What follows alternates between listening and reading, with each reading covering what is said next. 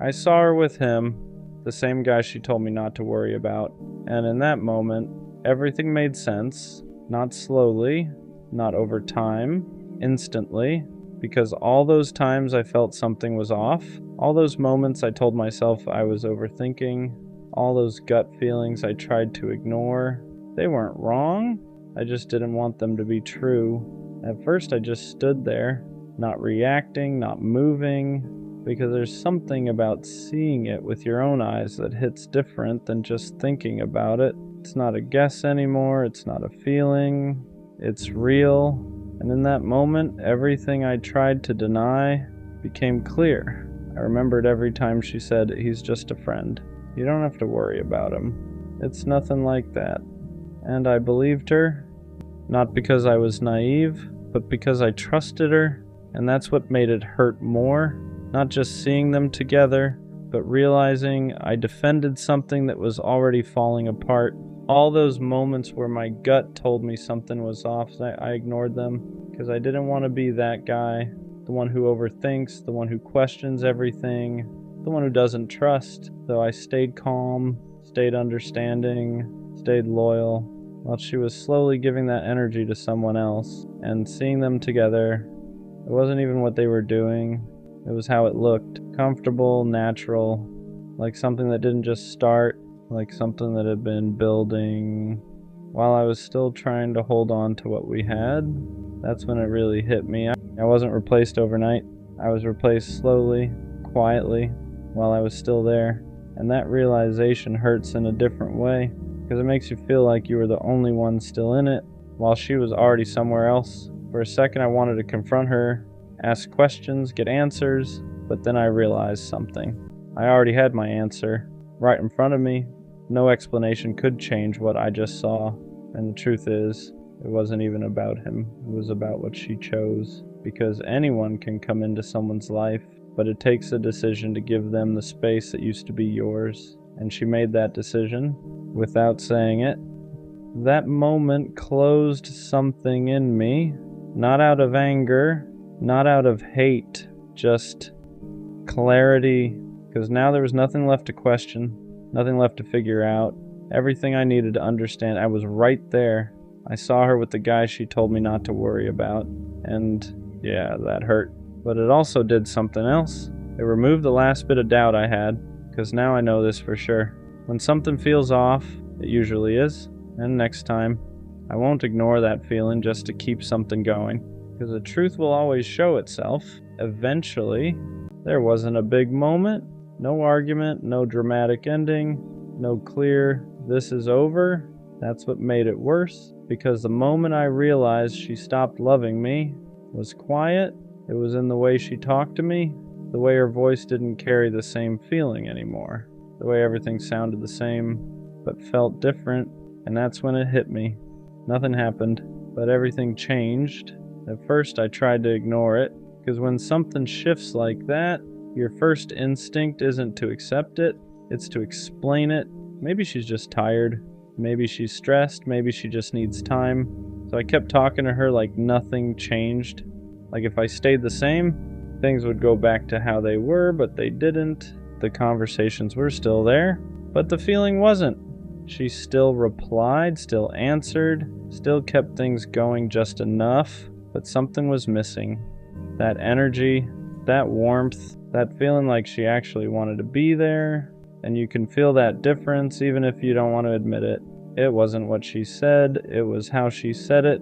Shorter replies, less emotion, less effort to keep things alive, like I was someone she talked to, not someone she was connected to. And that's when it started sinking in, because love doesn't disappear all at once, it fades slowly, quietly, until one day you realize you're the only one still holding on to what it used to be.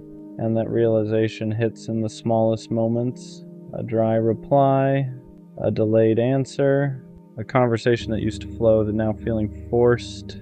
I kept thinking it would come back, that maybe it was just a phase, that maybe I just needed to be more patient, so I stayed. I kept showing up the same way, hoping she'd meet me there again, but she didn't, and that's when it finally clicked. Not in a dramatic way, just a quiet realization. I'm still here, but she's not really. not in the way she used to be. That's the hardest kind of ending. Because nothing officially ended, there's no clear moment to point at. Just a slow shift until you're standing in something that looks the same, but doesn't feel the same at all. And once you feel that, you can't unfeel it. You can try to ignore it, try to convince yourself it's temporary, but deep down, something changed, and it's not coming back. The moment I realized she stopped loving me was the moment I stopped feeling loved by her. No words, no explanation, just a feeling that wasn't there anymore. And now I understand something clearly. Love doesn't just live in words, it lives in effort, in presence, in consistency. And when those disappear, the feeling follows. That was the moment. Not loud, not obvious, just real. I really thought she was different, not in a cliche way. Not in that she's not like other girls type of thinking. I genuinely believe she moved differently, because from the start she didn't feel like everyone else. She listened, she asked questions, she made it seem like she actually cared about what I was saying, and that's rare, especially now. So when I felt that kind of energy from her, I didn't hesitate. I opened up, I let my guard down faster than I normally would, because when you think someone is different, you stop protecting yourself the same way. You start believing this might actually be something real, and for a while, it felt like it was. The conversations were easy. Nothing felt forced. It felt like we were naturally building something without trying too hard. And that's what convinced me the most, because real connections aren't supposed to feel complicated. They're supposed to feel natural. So I leaned into it, I gave her my time, my attention, my energy, and I didn't second guess it, because in my head I wasn't just talking to someone random. I was building with someone who was different. At least that's what I thought. The more I talked to her, the more convinced I became that she wasn't like everyone else, because she didn't play games. At least it didn't feel like she did. She replied consistently. She didn't disappear randomly. She made the effort to keep conversations going. And when you've dealt with enough inconsistency before, that kind of energy stands out. It feels real, so I trusted it. I stopped overthinking things. I stopped questioning her intentions, because when someone shows you consistency, it feels like proof. Proof that they're serious, proof that they're different, proof that this might actually go somewhere. And that's when I started investing more, not just time, but emotionally. I started letting her see parts of me I don't usually show right away. The way I think, the things I've been through, the way I actually feel about certain things, because I thought she was someone who would understand it, someone who wouldn't take that lightly, and she made it seem like she didn't. She would listen, she would respond in a way that felt genuine. She made it feel like what I was saying actually mattered to her, and that's what pulled me in deeper, because attention is one thing, but understanding, that's different, or at least it's supposed to be. But what I didn't realize at the time was this: just because someone understands you doesn't mean they value you the way you think they do. That realization didn't hit me right away. At first, everything still felt real, because when someone listens to you, understands you, and responds in a way that feels genuine, it's easy to believe they care on a deeper level. And I did. I thought she saw me. Not just the surface version, but the real version. And that's not something I give out easily. For the more she showed that side of herself, the more I leaned in, the more I believed this wasn't temporary. But slowly, things started shifting. Not in a dramatic way, nothing obvious, just small changes. Her replies weren't as consistent. The energy in conversations felt a little different. The effort started feeling slightly uneven. At first I ignored it, because when you believe someone is different, you don't immediately assume they're changing. You assume something else is going on. Maybe she's busy, maybe she's stressed, maybe she just needs space. So I stayed patient. I didn't pull back. I didn't question her. I just kept showing up the same way I always did. Because in my mind, you don't give up on something real just because it feels off for a moment. But here's the thing I didn't realize yet. When someone is actually different, their consistency doesn't disappear without explanation. That's when I started noticing something I didn't want to admit. The version of her I thought was different only existed in certain moments, not consistently, because when everything was good, she showed up fully. She was present, engaged, easy to talk to, but when something shifted, even slightly, that same energy disappeared, and that's where the confusion started, because now I wasn't just dealing with inconsistency, I was dealing with contrast. One day it felt real, the next day it felt distant, and when you've seen someone at their best, it's hard to accept their worst. So instead of questioning the connection, I started chasing the version of her I thought was real, the version that listened, the version that understood, the version that made everything feel easy. I kept telling myself, that's who she really is, and maybe sometimes it was. But here's the truth I had to face. If someone only shows up for you sometimes, that's not who they are. That's just who they are when it's convenient. And I didn't want to believe that, because admitting that meant admitting something bigger, that maybe she wasn't different. I just experienced her best moments and mistook them for her whole character. Once I accepted that the different version of her wasn't consistent, something else started becoming clear. I wasn't reacting to who she actually was. I was reacting to who I thought she was. And that's a dangerous place to be, because when you build feelings based on someone's best moments, you start ignoring their patterns. You hold on to the highs and excuse the lows. You remember how good it felt when everything clicked, and you convince yourself that version of them is the real one. So every time she pulled away, I didn't take it at face value. I told myself she'll come back to how she was.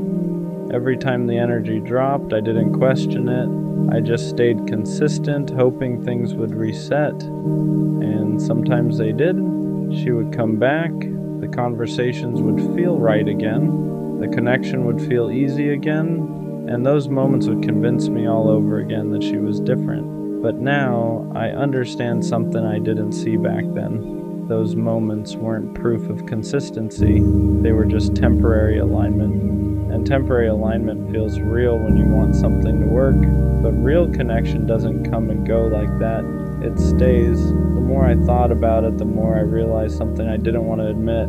I wasn't in a stable connection. I was in a cycle of highs and lows that kept resetting my feelings every time things felt good again, because every time she came back with that same energy, the version of her that felt easy, understanding, and real, it made me forget everything that didn't make sense. It made me forget the distance, the inconsistency, the moments where I felt like I was the only one holding it together. And that's how cycles keep you stuck. They give you just enough to stay, but never enough to feel secure. And I confused that with something meaningful. I thought the fact that we could get back to that good place meant something. I thought it meant the connection was strong enough to survive anything. But now I understand something clearly. If something keeps breaking and resetting, it's not strong, it's unstable. And I was calling instability different because I didn't want to accept that it wasn't what I thought it was. At some point, I had to stop focusing on how she was in her best moments and start paying attention to how she showed up consistently, because consistency tells you the truth, not the highlights, not the good days, not the moments where everything feels perfect. Consistency. And when I looked at that honestly, the picture changed. She wasn't always there, she wasn't always present, she wasn't always giving the same energy I was. And that's when it hit me. Someone who is actually different doesn't make you feel unsure about where you stand. They don't make you question their effort. They don't make you feel like you're chasing clarity. They give you that clarity naturally, and I didn't have that. I had moments of clarity mixed with long stretches of confusion, and confusion isn't what different feels like. Once I stopped chasing the version of her I wanted, everything started making more sense, because the truth is, she didn't change. I I just started seeing her clearly. She was consistent in one way. She showed up when it was easy, when the energy was good, when the conversations were light, when everything felt natural. But when things required depth, consistency, effort over time, that's when the difference showed. And that's when I had to admit something to myself. She wasn't different in the way I thought. She was just different from what I was used to at the beginning. And I held on to that version too long. For a while, that realization hurt more than anything else because it made me feel like I misread everything, like I believed in something that wasn't actually there. But over time, I started understanding something important. I didn't imagine a connection. Those moments were real. They just weren't sustainable. And that's the difference.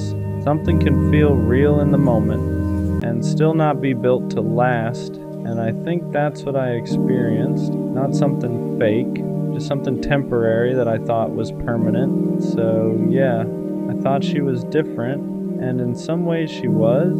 She showed me a version of connection that felt real. She made it easy to open up. She made it feel like something deeper was possible. But being different at the beginning isn't the same as being consistent in the long run. And that's the lesson I had to learn, because the right person isn't just different when things are good. They're consistent when things aren't. They don't come and go. They don't leave you guessing. They don't make you question what you felt. They match it every time. So no, she wasn't the kind of different I thought she was. But now I know what real different actually looks like. And next time, I won't confuse moments for meaning. I tried to be enough for her, not in a fake way, not in a changing who I am way, but in a way where I genuinely believed that if I showed up right, it would be enough. So I gave more time, more attention, more patience. Whenever something felt off, I didn't pull away. I leaned in, because in my head, if something is slipping, you don't let go. You hold it tighter, you fix it, you show up better. But what I didn't understand at the time was this: you can't be enough for someone who's already unsure about you. The more I tried to be enough for her, the more I started losing myself in the process. Because every time something felt off, I didn't question her. I questioned me. Maybe I wasn't doing enough. Maybe I wasn't saying the right things. Maybe I needed to be more understanding, more patient, more whatever she needed, so I adjusted. Not all at once, just little changes. Trying to meet her where she was, even when she wasn't meeting me back. And that's how it starts. You don't notice it right away, but slowly you go from being yourself to being who you think they'll stay for. And the crazy part is, the more I gave, the less it seemed to matter. Because being enough isn't something you prove through effort. It's something someone decides. And I was trying to earn something that isn't earned like that. I thought if I stayed consistent enough, if I showed her I wasn't going anywhere, if I made it clear how much I cared, she would eventually see me the way I wanted her to. But she didn't. And that's when it started hitting me. This wasn't about effort anymore. Because if someone already sees you as not quite enough, no amount of extra effort fixes that. It just exhausts you. You keep giving, keep adjusting, keep trying to close a gap that only exists in their perception, and that gap never closes, because it was never about what you lacked. It was about how they saw you, and that's something you can't control. There were moments where I thought I was finally getting there. Moments where she seemed more present, more engaged, more like everything I had been trying to build toward, and those moments kept me going because they felt like progress, like proof that everything I was doing was starting to work. But looking back now, those weren't breakthroughs. They were just temporary highs and something that was still unstable. And every time it dropped again, I went right back into trying to fix it, trying to understand it, trying to be better, because I didn't want to accept something simple, that I could be everything I was supposed to be and still not be enough for her.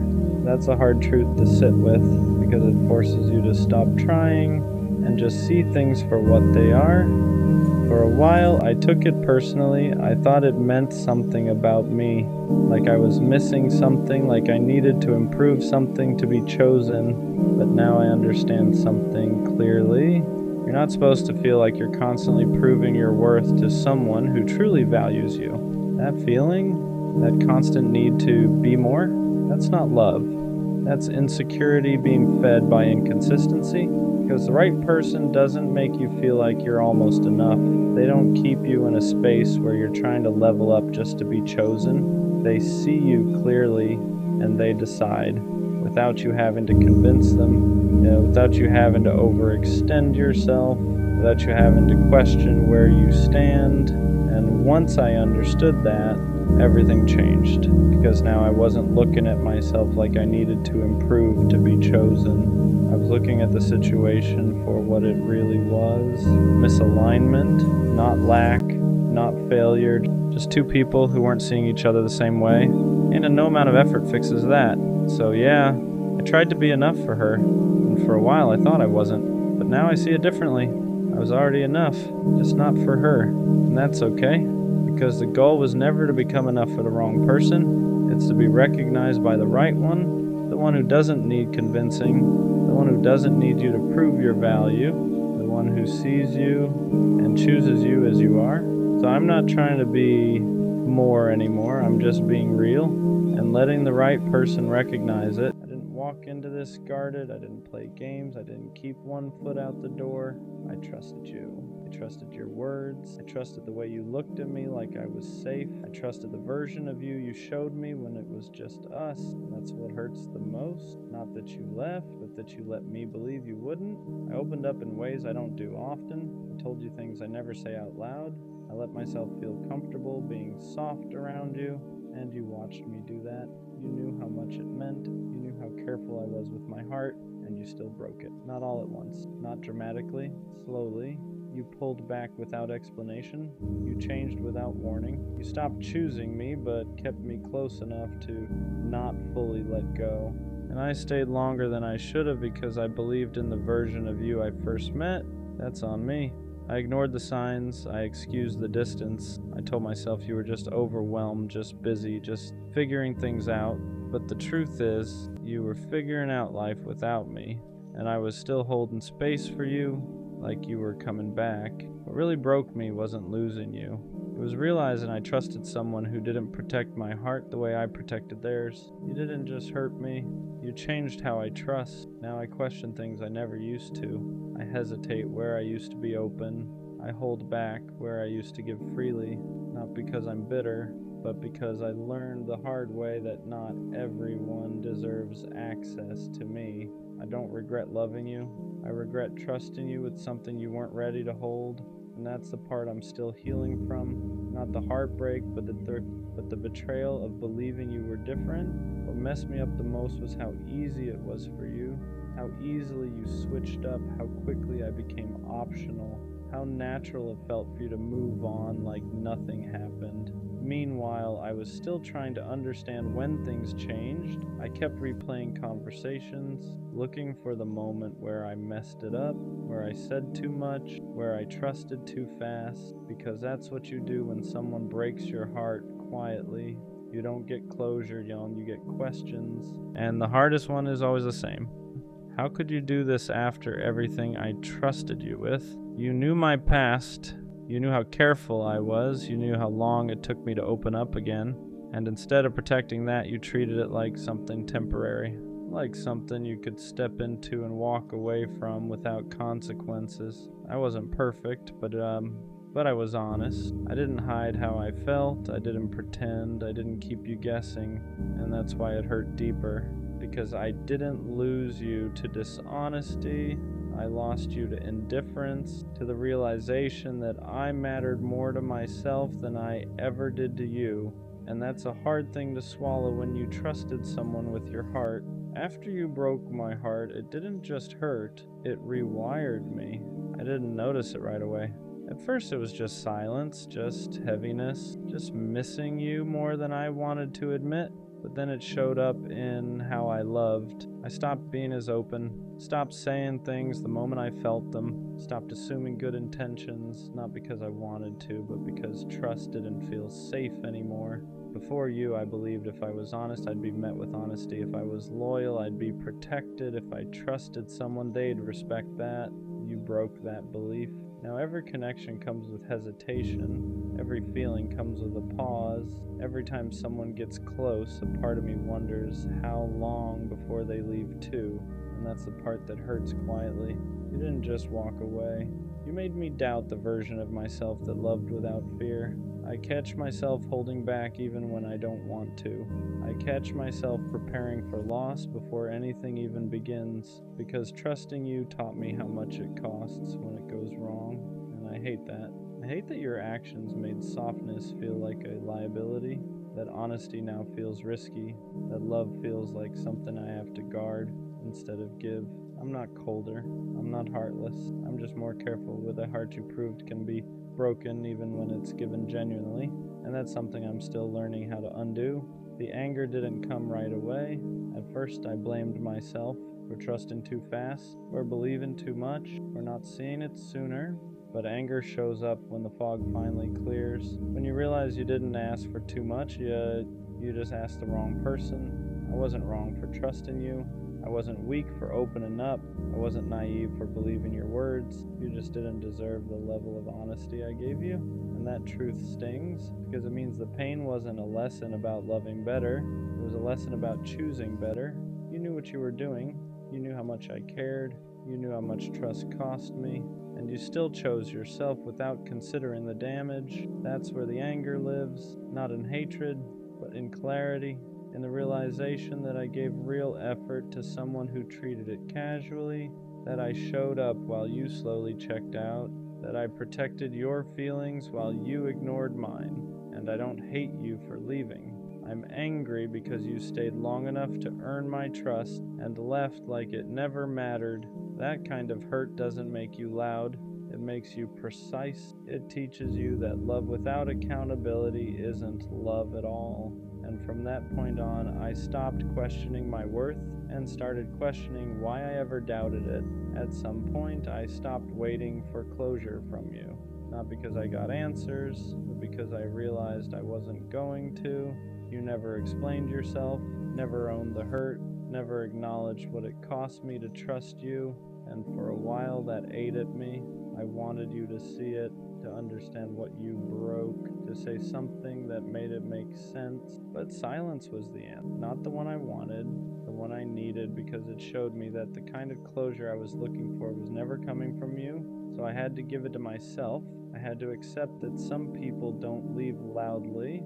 They leave by slowly caring less and letting you figure it out alone. I had to accept that trusting you wasn't the mistake, expecting accountability from you was, and that acceptance was heavier than anger ever was, because it meant letting go without resolution, without apologies, without the comfort of being understood, just truth, the truth that I loved honestly, the truth that I trusted genuinely, the truth that you didn't meet me there. And as painful as that is, it also freed me, because I stopped replaying the past trying to fix something that was never mine to fix. I stopped waiting for you to validate my pain. I didn't need your explanation to know I was hurt.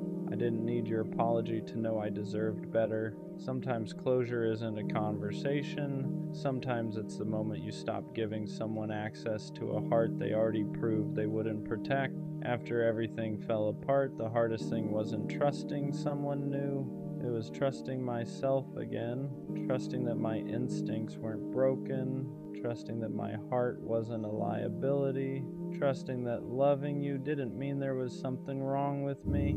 Because when someone breaks your heart like that, you don't just lose them, you lose confidence in your judgment. You start second-guessing everything. Was I blind? Was I too much? Did I imagine the connection? And for a while I believed the problem had to be me. But slowly that started to change. I realized something important. I didn't ignore red flags. There weren't clear ones at the beginning. You showed up. You said the right things. You made me feel safe enough to trust. That wasn't stupidity. That was honesty. So instead of punishing myself for believing in you, I started respecting myself for how genuine I was. I stopped calling my openness a mistake, stopped treating my softness like a flaw, stopped blaming myself for someone else's inability to show up. Rebuilding trust meant accepting this truth. I didn't fail myself by trusting you. I honored who I am. And that matters, because if I harden completely, if I shut down every part of me that still wants connection, then the heartbreak wins twice. So I'm learning balance. I don't rush trust anymore, but I don't deny it either. I don't hand my heart over blindly, but I don't lock it away. I listen to myself now, to discomfort, to patterns, to silence that says more than words ever did. Trust isn't gone, it's just more intentional. And this time, the first person I trust is me. Missing you doesn't mean I want you back. That took me a while to understand, because grief doesn't disappear just because you know someone wasn't right for you. Longing doesn't mean regret, and sadness doesn't cancel clarity. I miss the version of you I thought was real. I miss the safety I felt before things changed. I miss how easy it was before trust turned into doubt, but I don't miss the anxiety. I don't miss questioning where I stood. I don't miss feeling like I cared more. And that's the difference. If I wanted you back, I'd still be making excuses for you. I'd still be minimizing the hurt. I'd still be hoping you'd come back different. But I'm not. I just haven't rushed myself through the grief. Because when you trust someone deeply, losing them isn't just losing a person, it's losing a future you believed in. And that takes time to let go of. Some days I'm fine. Some days a memory hits out of nowhere, a song, a place, a random thought, and I let it pass. I don't fight it, I don't romanticize it, I don't pretend I'm over it faster than I am. Healing isn't about erasing what mattered, it's about accepting that something can matter and still not belong in your life anymore. So yeah, I miss you sometimes, but missing you doesn't mean I forgot why I walked away. Heartbreak taught me patience in a way nothing else ever did. Not patience with people, patience with myself. I learned that healing isn't something you rush just to prove you're okay. It's not about jumping into something new to replace what you lost. It's not about pretending it didn't hurt, because it did, and pretending only buries it deeper. I stopped forcing myself to move on other people's timelines. Stopped letting anyone tell me I should be over it by now. You don't rush the healing of something you trusted. You let it take the time it takes. Some days I feel strong, other days I feel fragile for no reason, and instead of judging that, I let it exist, because every emotion I avoid just shows up later heavier. Patience taught me this. You don't heal by replacing someone, you heal by understanding why losing them hurt the way it did. I trusted you. That wasn't small, that wasn't casual, so yeah. It takes time to rebuild the parts of me that believed safety could be permanent, but I'd rather heal slowly and honestly than rush into numbness and call it strength. I'm not behind, I'm not weak, I'm not stuck. I'm just respecting the fact that real trust doesn't break quietly, and it doesn't heal quickly either, and that's okay. Forgiveness didn't come in the way people talk about it. I didn't wake up one day suddenly okay with what you did. I didn't excuse it. I didn't rewrite the story to make it hurt less. What I had to forgive was myself, for trusting you, for believing your words, for opening my heart when I knew how badly it could go wrong. For a long time I was harder on myself than I ever was on you. I kept thinking I should have known better. I should have seen it coming. I should have protected myself more. But that thinking only added another layer of pain, because loving honestly was never the mistake. I didn't betray myself by trusting you. I honored who I am. I showed up real. I was present. I was vulnerable in a world that tells people not to be. And yeah, that made the heartbreak deeper. But it also means nothing about my love was fake. Forgiving myself meant accepting this. I didn't lose because I trusted. I lost because someone couldn't meet me at the level I was willing to give. And that's not something I need to punish myself for. So I stopped replaying the past, looking for a version of me that could have avoided the hurt. There wasn't one. Sometimes pain isn't a warning you missed. Sometimes it's just the cost of being genuine with the wrong person. And once I understood that, The shame started to loosen its grip. I could carry the memory without carrying the blame. Trusting you taught me something I never wanted to learn this way.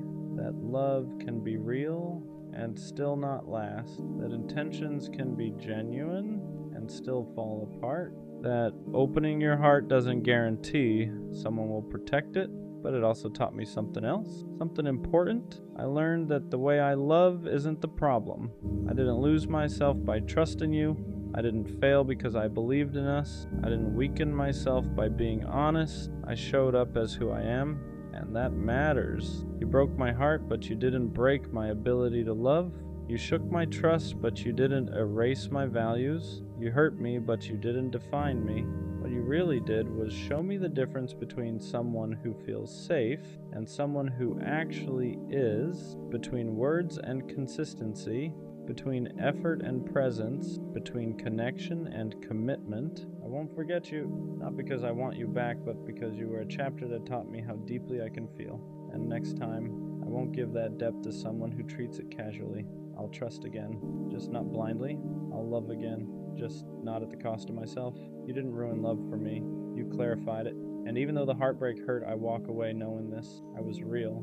I was honest. I was brave enough to trust. And one day someone will meet that trust care it deserves. Until then, I carry the lesson, not the wound. That's where this ends. I think the hardest thing to admit now is that I waited too long for her. Not a few days, not a few weeks. I'm talking about months of believing that eventually she would see me the way I saw her. Because when you really care about someone, patience feels like loyalty. You tell yourself that love isn't supposed to be rushed, that real connections take time, that sometimes people just need space to figure things out. So I gave her that space. I stayed patient when things felt uncertain. I stayed loyal even when the energy between us started shifting.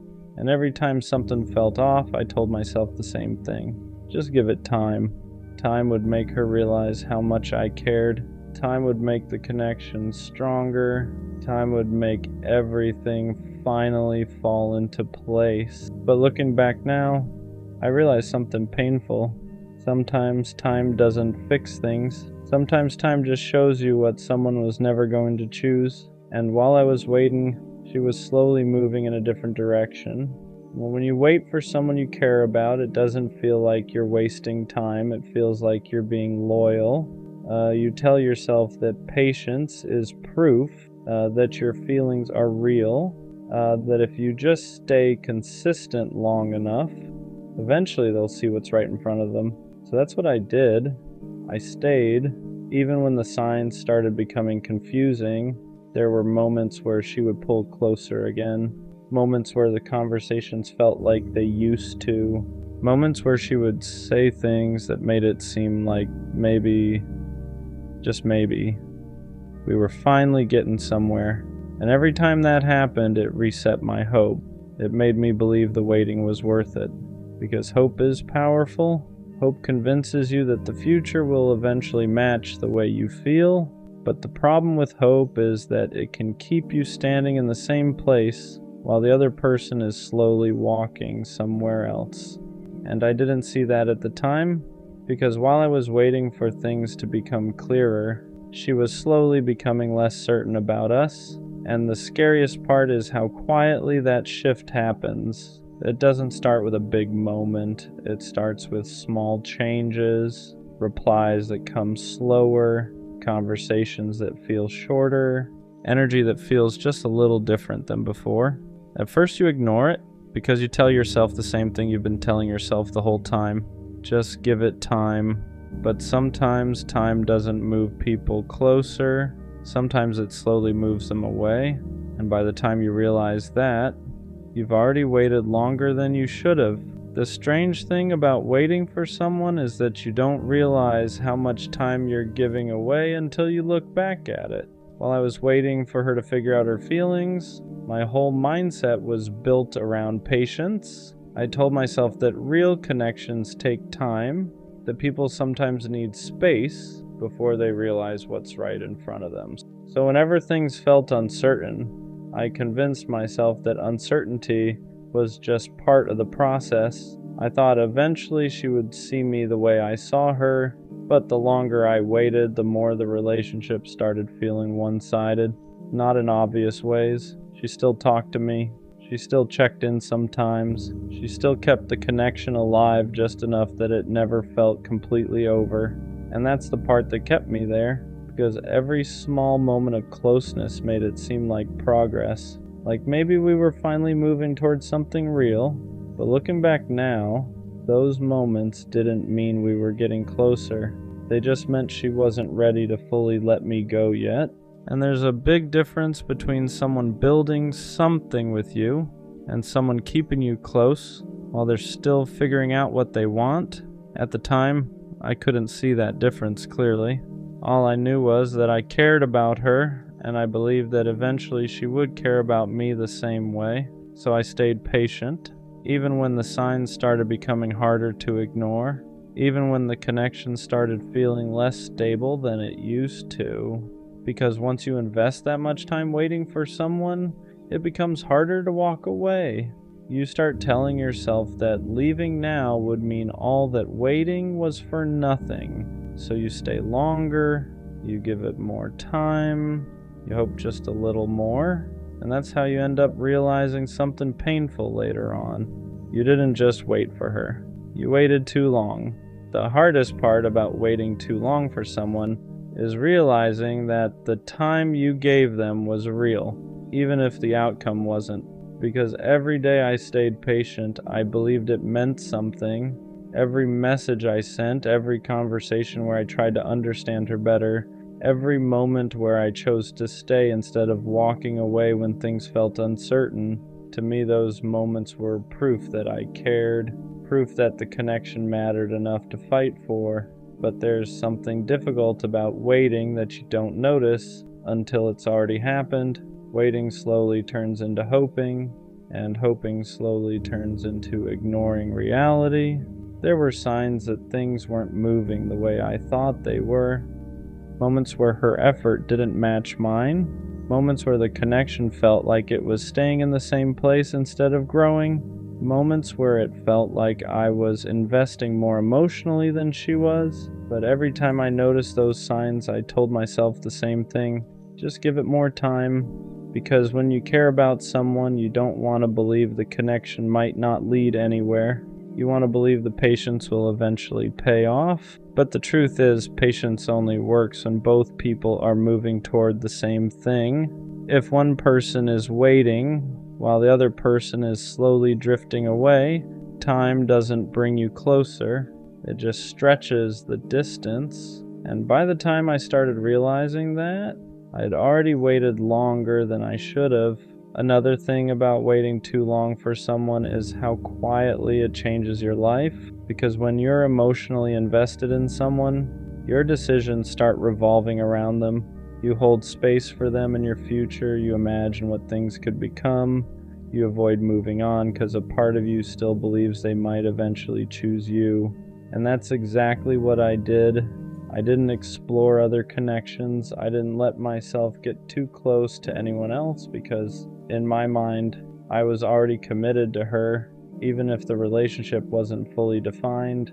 And that's the trap of waiting. You stay emotionally loyal to someone who hasn't fully chosen you yet, not because you're naive, but because you believe loyalty will eventually be recognized. You believe that if someone sees how patient you are, how consistent you are, how much you care, they'll eventually realize you're the right person. But life doesn't always work like that. Sometimes people appreciate your patience, sometimes they even care about you, but that doesn't always mean they'll choose you. And that's a painful thing to understand, because it means the time you gave them didn't guarantee the future you imagined. And when that realization finally hits, you start asking yourself a difficult question. Was I waiting for the right person? Or was I waiting for someone who was never going to choose me in the first place? Once I started asking myself that question honestly, everything began to look different. Because when you stop looking at the situation through hope, you start seeing it through clarity. and clarity shows you things you didn't want to notice before. Like how often I was the one reaching out first, how often I was the one trying to keep the connection alive, how often I was the one convincing myself that things would eventually work out. At the time, I thought that was just what patience looked like, but now I understand something important. Patience in a relationship only makes sense when both people are building something together. If only one person is investing time, effort, and emotional energy, that's not patience. That's imbalance. And I was standing in that imbalance longer than I should have, because I kept believing that eventually the effort would be returned, eventually the connection would stabilize, eventually she would see me the same way I saw her, but eventually never came. And the hardest part about realizing that isn't just the heartbreak, it's realizing how much time you spent waiting for something that was never truly moving toward you.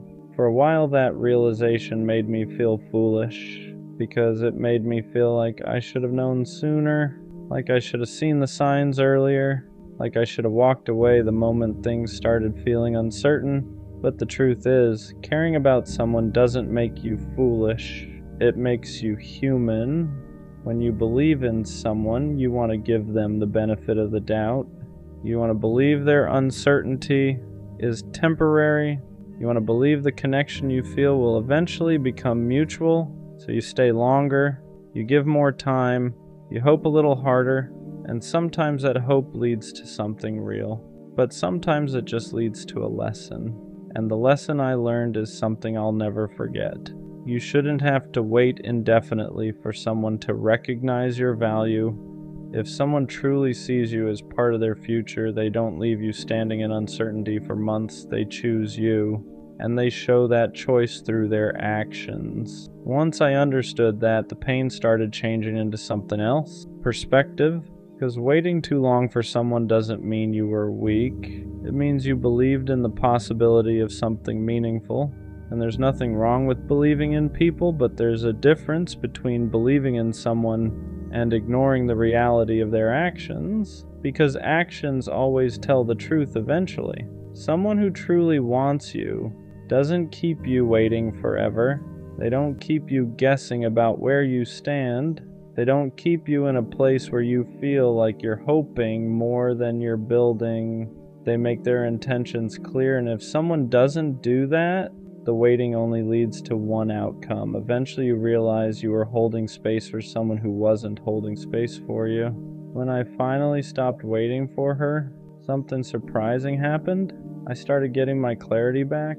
Because when you're waiting for someone emotionally, a part of your life feels paused. Your focus stays tied to the possibility of what could happen.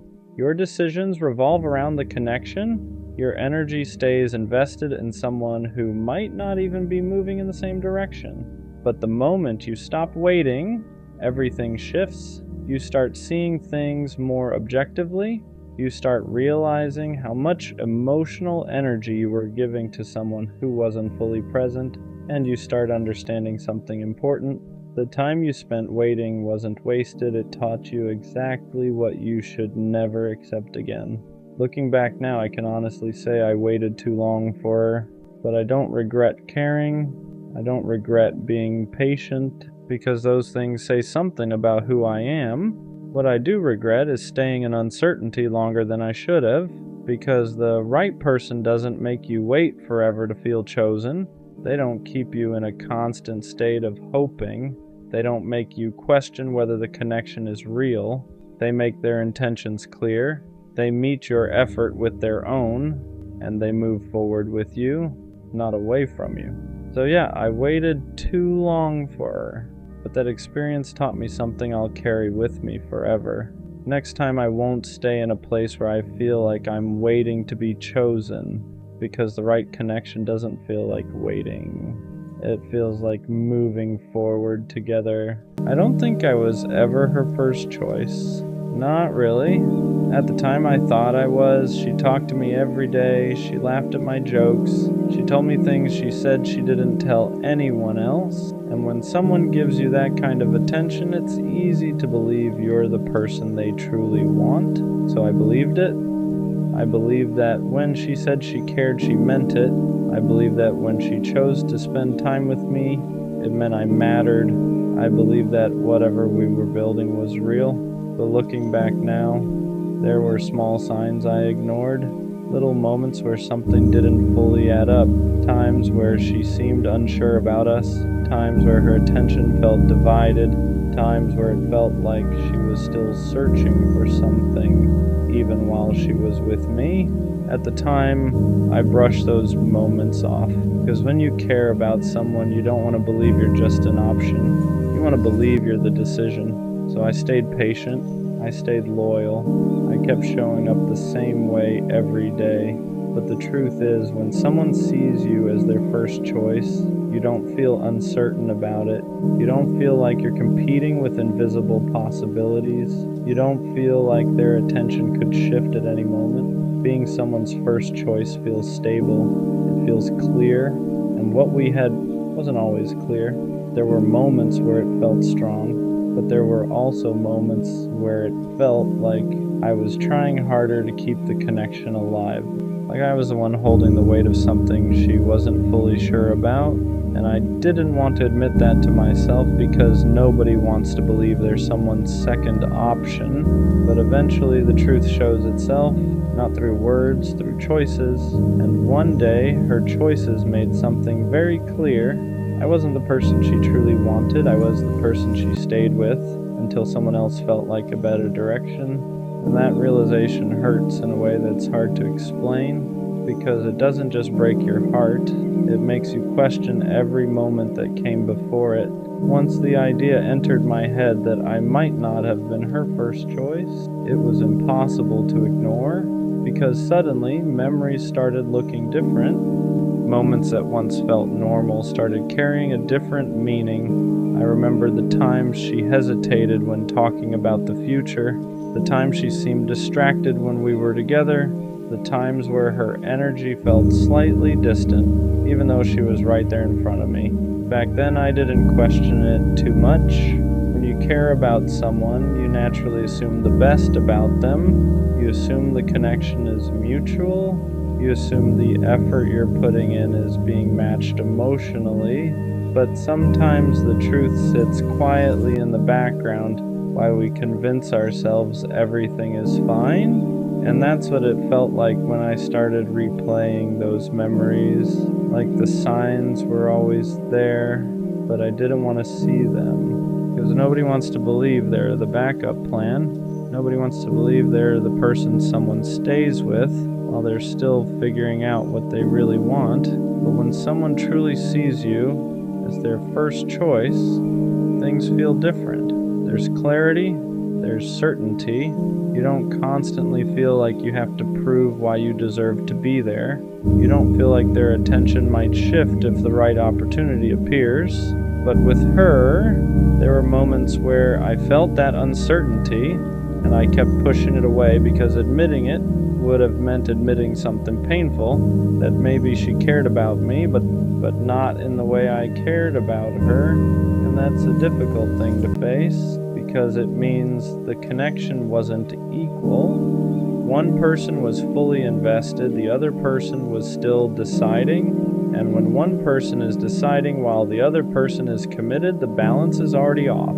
You're building something with someone who hasn't fully chosen you yet, and eventually that imbalance reveals itself, not through arguments, not through dramatic moments, through decisions, and decisions don't lie. One day, her decision made something very clear to me.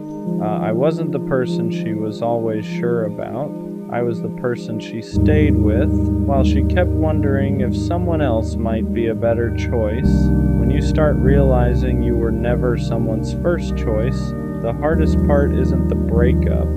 It's the realization that you were trying to win a place in someone's life that was never fully yours.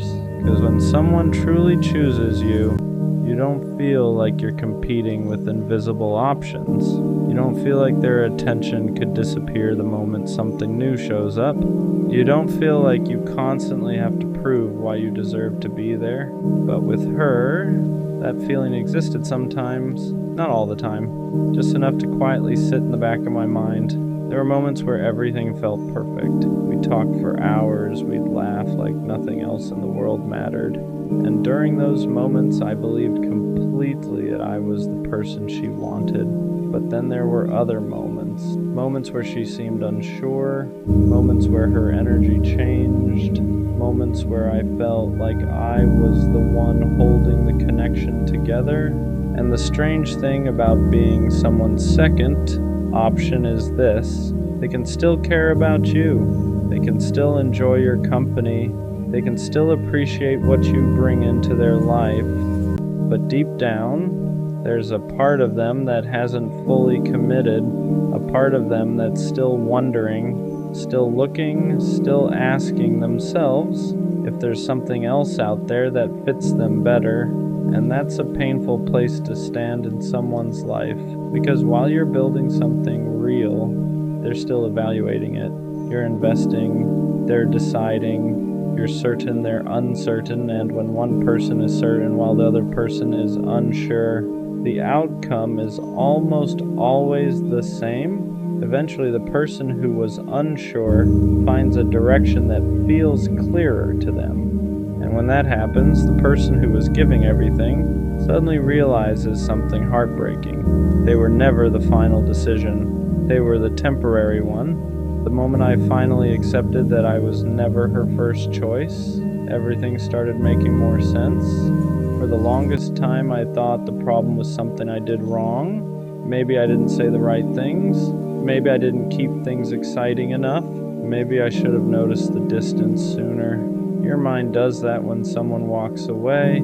It starts searching for mistakes you could fix. Because if there's a mistake, then maybe there was a way to save it. But the more I thought about it, the more I realized something uncomfortable. I wasn't losing because I failed. I was losing because she was never fully choosing me to begin with. There's a big difference between someone being with you and someone being certain about you. At the time, I thought those were the same thing, but they're not. Someone can spend time with you, someone can laugh with you, someone can even care about you, and still not see you as the person they're fully committed to. And when someone isn't fully committed, their heart stays open to other possibilities. That's where the uncertainty comes from. That's why the energy sometimes feels inconsistent. That's why you occasionally feel like you're trying harder than they are, because deep down, one person is already sure, and the other person is still deciding. And when someone is still deciding, the moment another option appears, everything shifts, not because you suddenly became less valuable, but because they were never finished searching. Looking back, that's what hurts the most. Not that she left, but that I gave my loyalty to someone who was still questioning if I was the person they really wanted, because loyalty only feels safe when it's mutual, when both people are standing in the same place emotionally, when both people have already decided this is the person I'm choosing. But that's not what we had. I had already chosen her. She was still deciding if she should choose me, and eventually, she didn't. After that realization hit me that I was never really her first choice, something inside me shifted.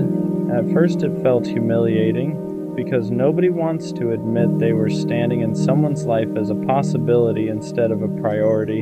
You start thinking about all the effort you gave, all the time you invested, all the patience you showed, all the loyalty you carried for someone who wasn't standing on the same level of certainty. And the painful part is this: while I was building something solid in my mind, she was still deciding whether she wanted to stay. That imbalance is invisible when you're inside the relationship, because when you love someone, you assume the feeling is mutual. You assume they're just as sure as you are. But certainty has a different energy. When someone is sure about you, there's no hesitation, no distance, No quiet sense that you're being evaluated. They don't keep looking around. They don't keep wondering if something better might appear. They simply choose you, and they keep choosing you. Looking back now, I can see the difference where, with her, there were moments where everything felt strong, but there were also moments where it felt like she was slightly pulling away. Moments where the connection felt uneven. Moments where it felt like I was trying to hold something steady while she was still questioning it. At the time, I thought those moments were temporary. I thought if I stayed patient, if I kept showing up the same way, eventually she would feel as certain as I did. But certainty doesn't grow out of pressure, it grows out of genuine alignment. And if someone doesn't feel that alignment, no amount of loyalty can force it. That's the truth I had to accept. She didn't leave because I failed. She left because she was never completely convinced that I was the person she wanted to build her future with. And that realization hurts in a very specific way because it makes you feel like you were standing in someone's life waiting to be chosen while they were quietly considering someone else. The hardest part about realizing you were never someone's first choice isn't just the heartbreak, it's the way it makes you question your own judgment. Because when you look back, you start wondering how you didn't see it sooner, how you didn't notice the hesitation, how you didn't recognize the moments where her energy didn't fully match yours. But the truth is, when you care about someone, you don't analyze them like a stranger. You trust them, you take their words seriously, you assume the connection means the same thing to them as it does to you. So when she said she cared, I believed her. When she spent time with me, I thought it meant I was important to her. When we talked about things that felt personal, I thought that meant we were building something real. And maybe in her own way she did care. But caring about someone and being certain about them are two completely different things. Someone can care about you and still not see you as their future. Someone can enjoy being with you while still wondering if someone else might feel more right. And when someone is still wondering, you end up standing in a very fragile place in their life, because the moment something new appears, something that feels more exciting, more aligned, or simply different, their uncertainty starts leaning in a new direction. And that's what eventually happened. She didn't suddenly stop liking me. She just found someone she felt more sure about. And the moment that happened, everything changed. The attention shifted, the conversations faded, the connection that once felt strong suddenly felt like it was slipping through my hands. In that moment, I finally understood something I had been avoiding. I wasn't losing my place in her life. I was losing the position I never truly had. I wasn't the person she had fully chosen. I was the person she stayed with while she was still deciding. Once I accepted that I was never her first choice, another realization started settling in. I wasn't just hurt because she left. I was hurt because of what it revealed about the entire relationship. Because when you think someone chose you, you build your whole mindset around that belief. You become loyal, you become patient, you invest your time and your emotions because you believe the other person is standing in the same place as you. But when you realize they weren't, it changes how you see everything that happened before. I started noticing the imbalance more clearly.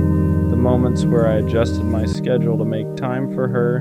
The moments where I tried to fix problems because I thought the relationship mattered equally to both of us. The moments where I stayed calm and patient during times she felt distant.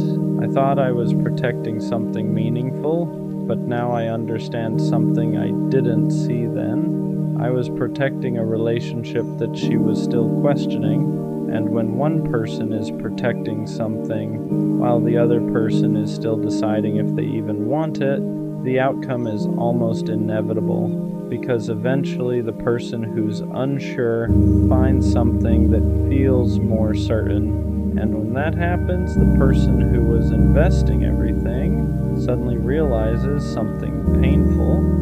They were standing in someone's life waiting to be chosen by someone who had never fully chosen them in the first place.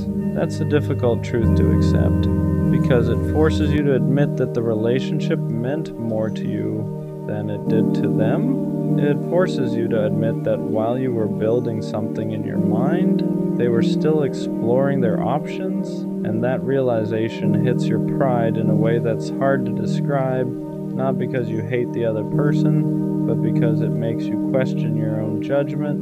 It makes you wonder how you didn't see the difference between being valued and being temporarily convenient. But over time, I started understanding something important. Being someone's first choice isn't something you should have to fight to become. It isn't something you should have to prove you deserve. When someone truly sees you as their first choice, it feels clear, it feels stable.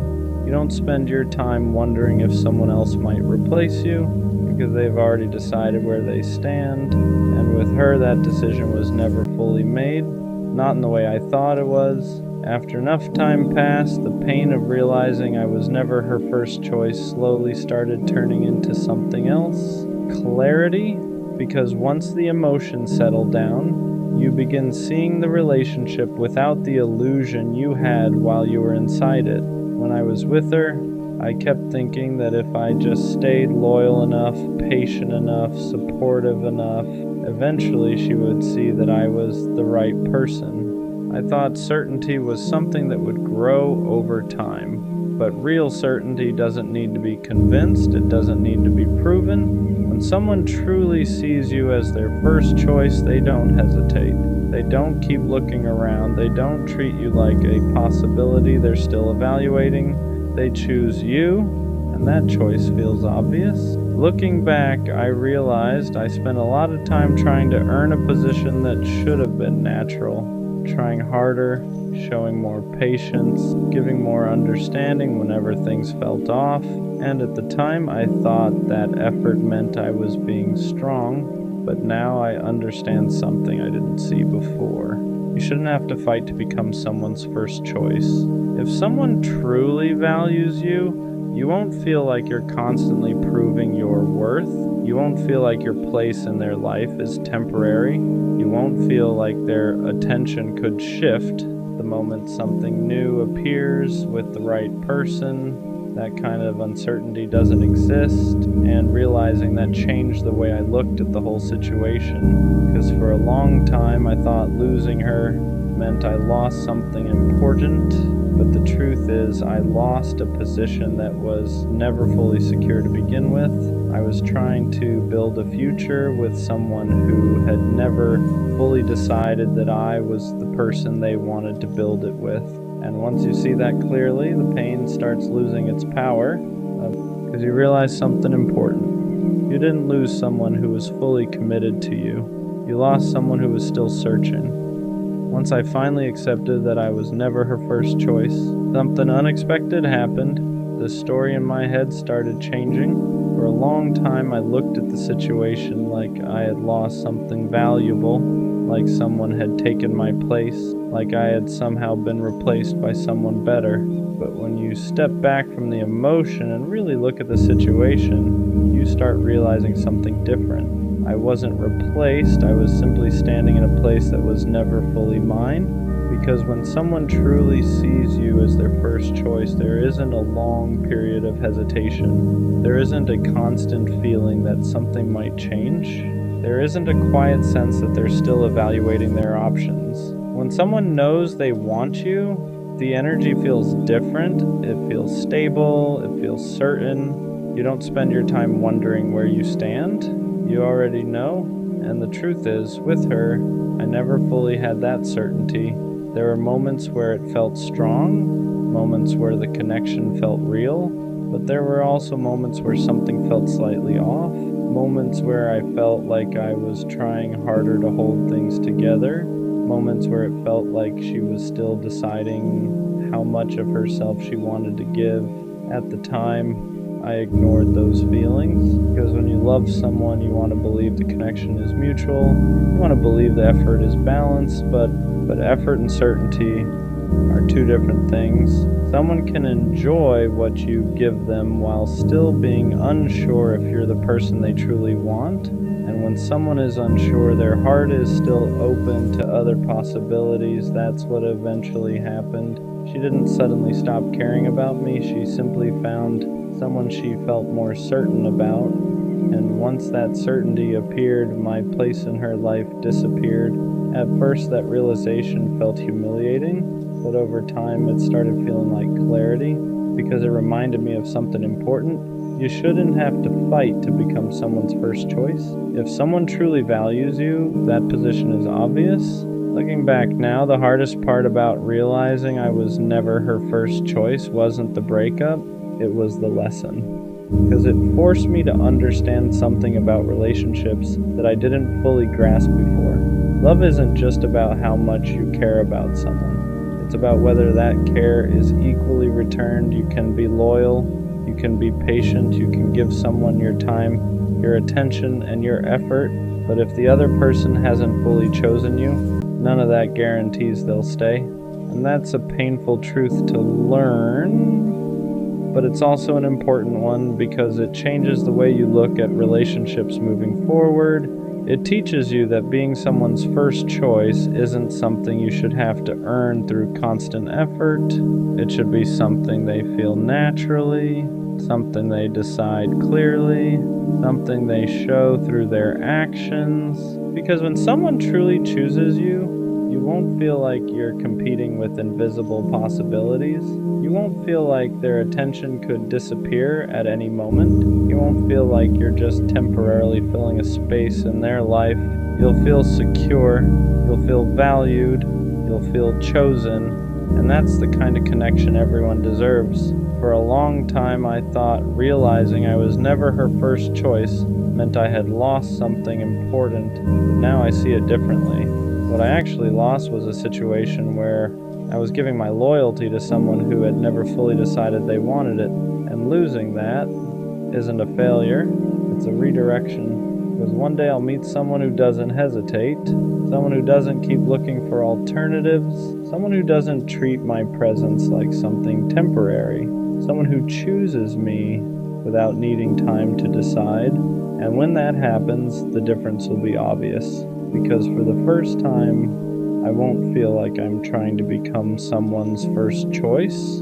I'll simply know that I already am. I owe you an apology. Not the kind that fixes things, not the kind that makes the pain disappear. Just the honest kind. I couldn't meet you where you stood. I didn't show up the way you deserved. I didn't give you my time, my focus, or the version of me you believed in. And I hate that because you didn't ask for much. You just wanted consistency. You just wanted effort. You just wanted me to stay. And the truth is, I didn't walk away because I didn't care. I walked away because I cared and still felt lost. For a moment, you broke through everything I built to protect myself. The walls were down. I was open again. I remembered how to feel without fear, how to love without keeping score. I was that version of myself I thought was gone. Then, reality got loud. Responsibilities piled up. Pressure from the future kept whispering that love wasn't something I had room for right now, that I needed to focus, that I needed to choose progress over emotion. Those thoughts didn't show up once, they stayed. They wore me down. I didn't know how to balance becoming who I needed to be and being who you needed at the same time, so instead of learning how, I ran. And I know saying sorry doesn't undo that. I know explanations don't heal wounds. I know intention doesn't erase impact. I hate that I taught you what love feels like when it leaves. I hate that I entered your life knowing I wasn't ready to stay. You didn't deserve confusion. You didn't deserve half effort. You didn't deserve to be left wondering if you were enough. You were. I just wasn't. And maybe one day, when timing isn't fighting us, when growth doesn't feel like a threat to connection, I'll look back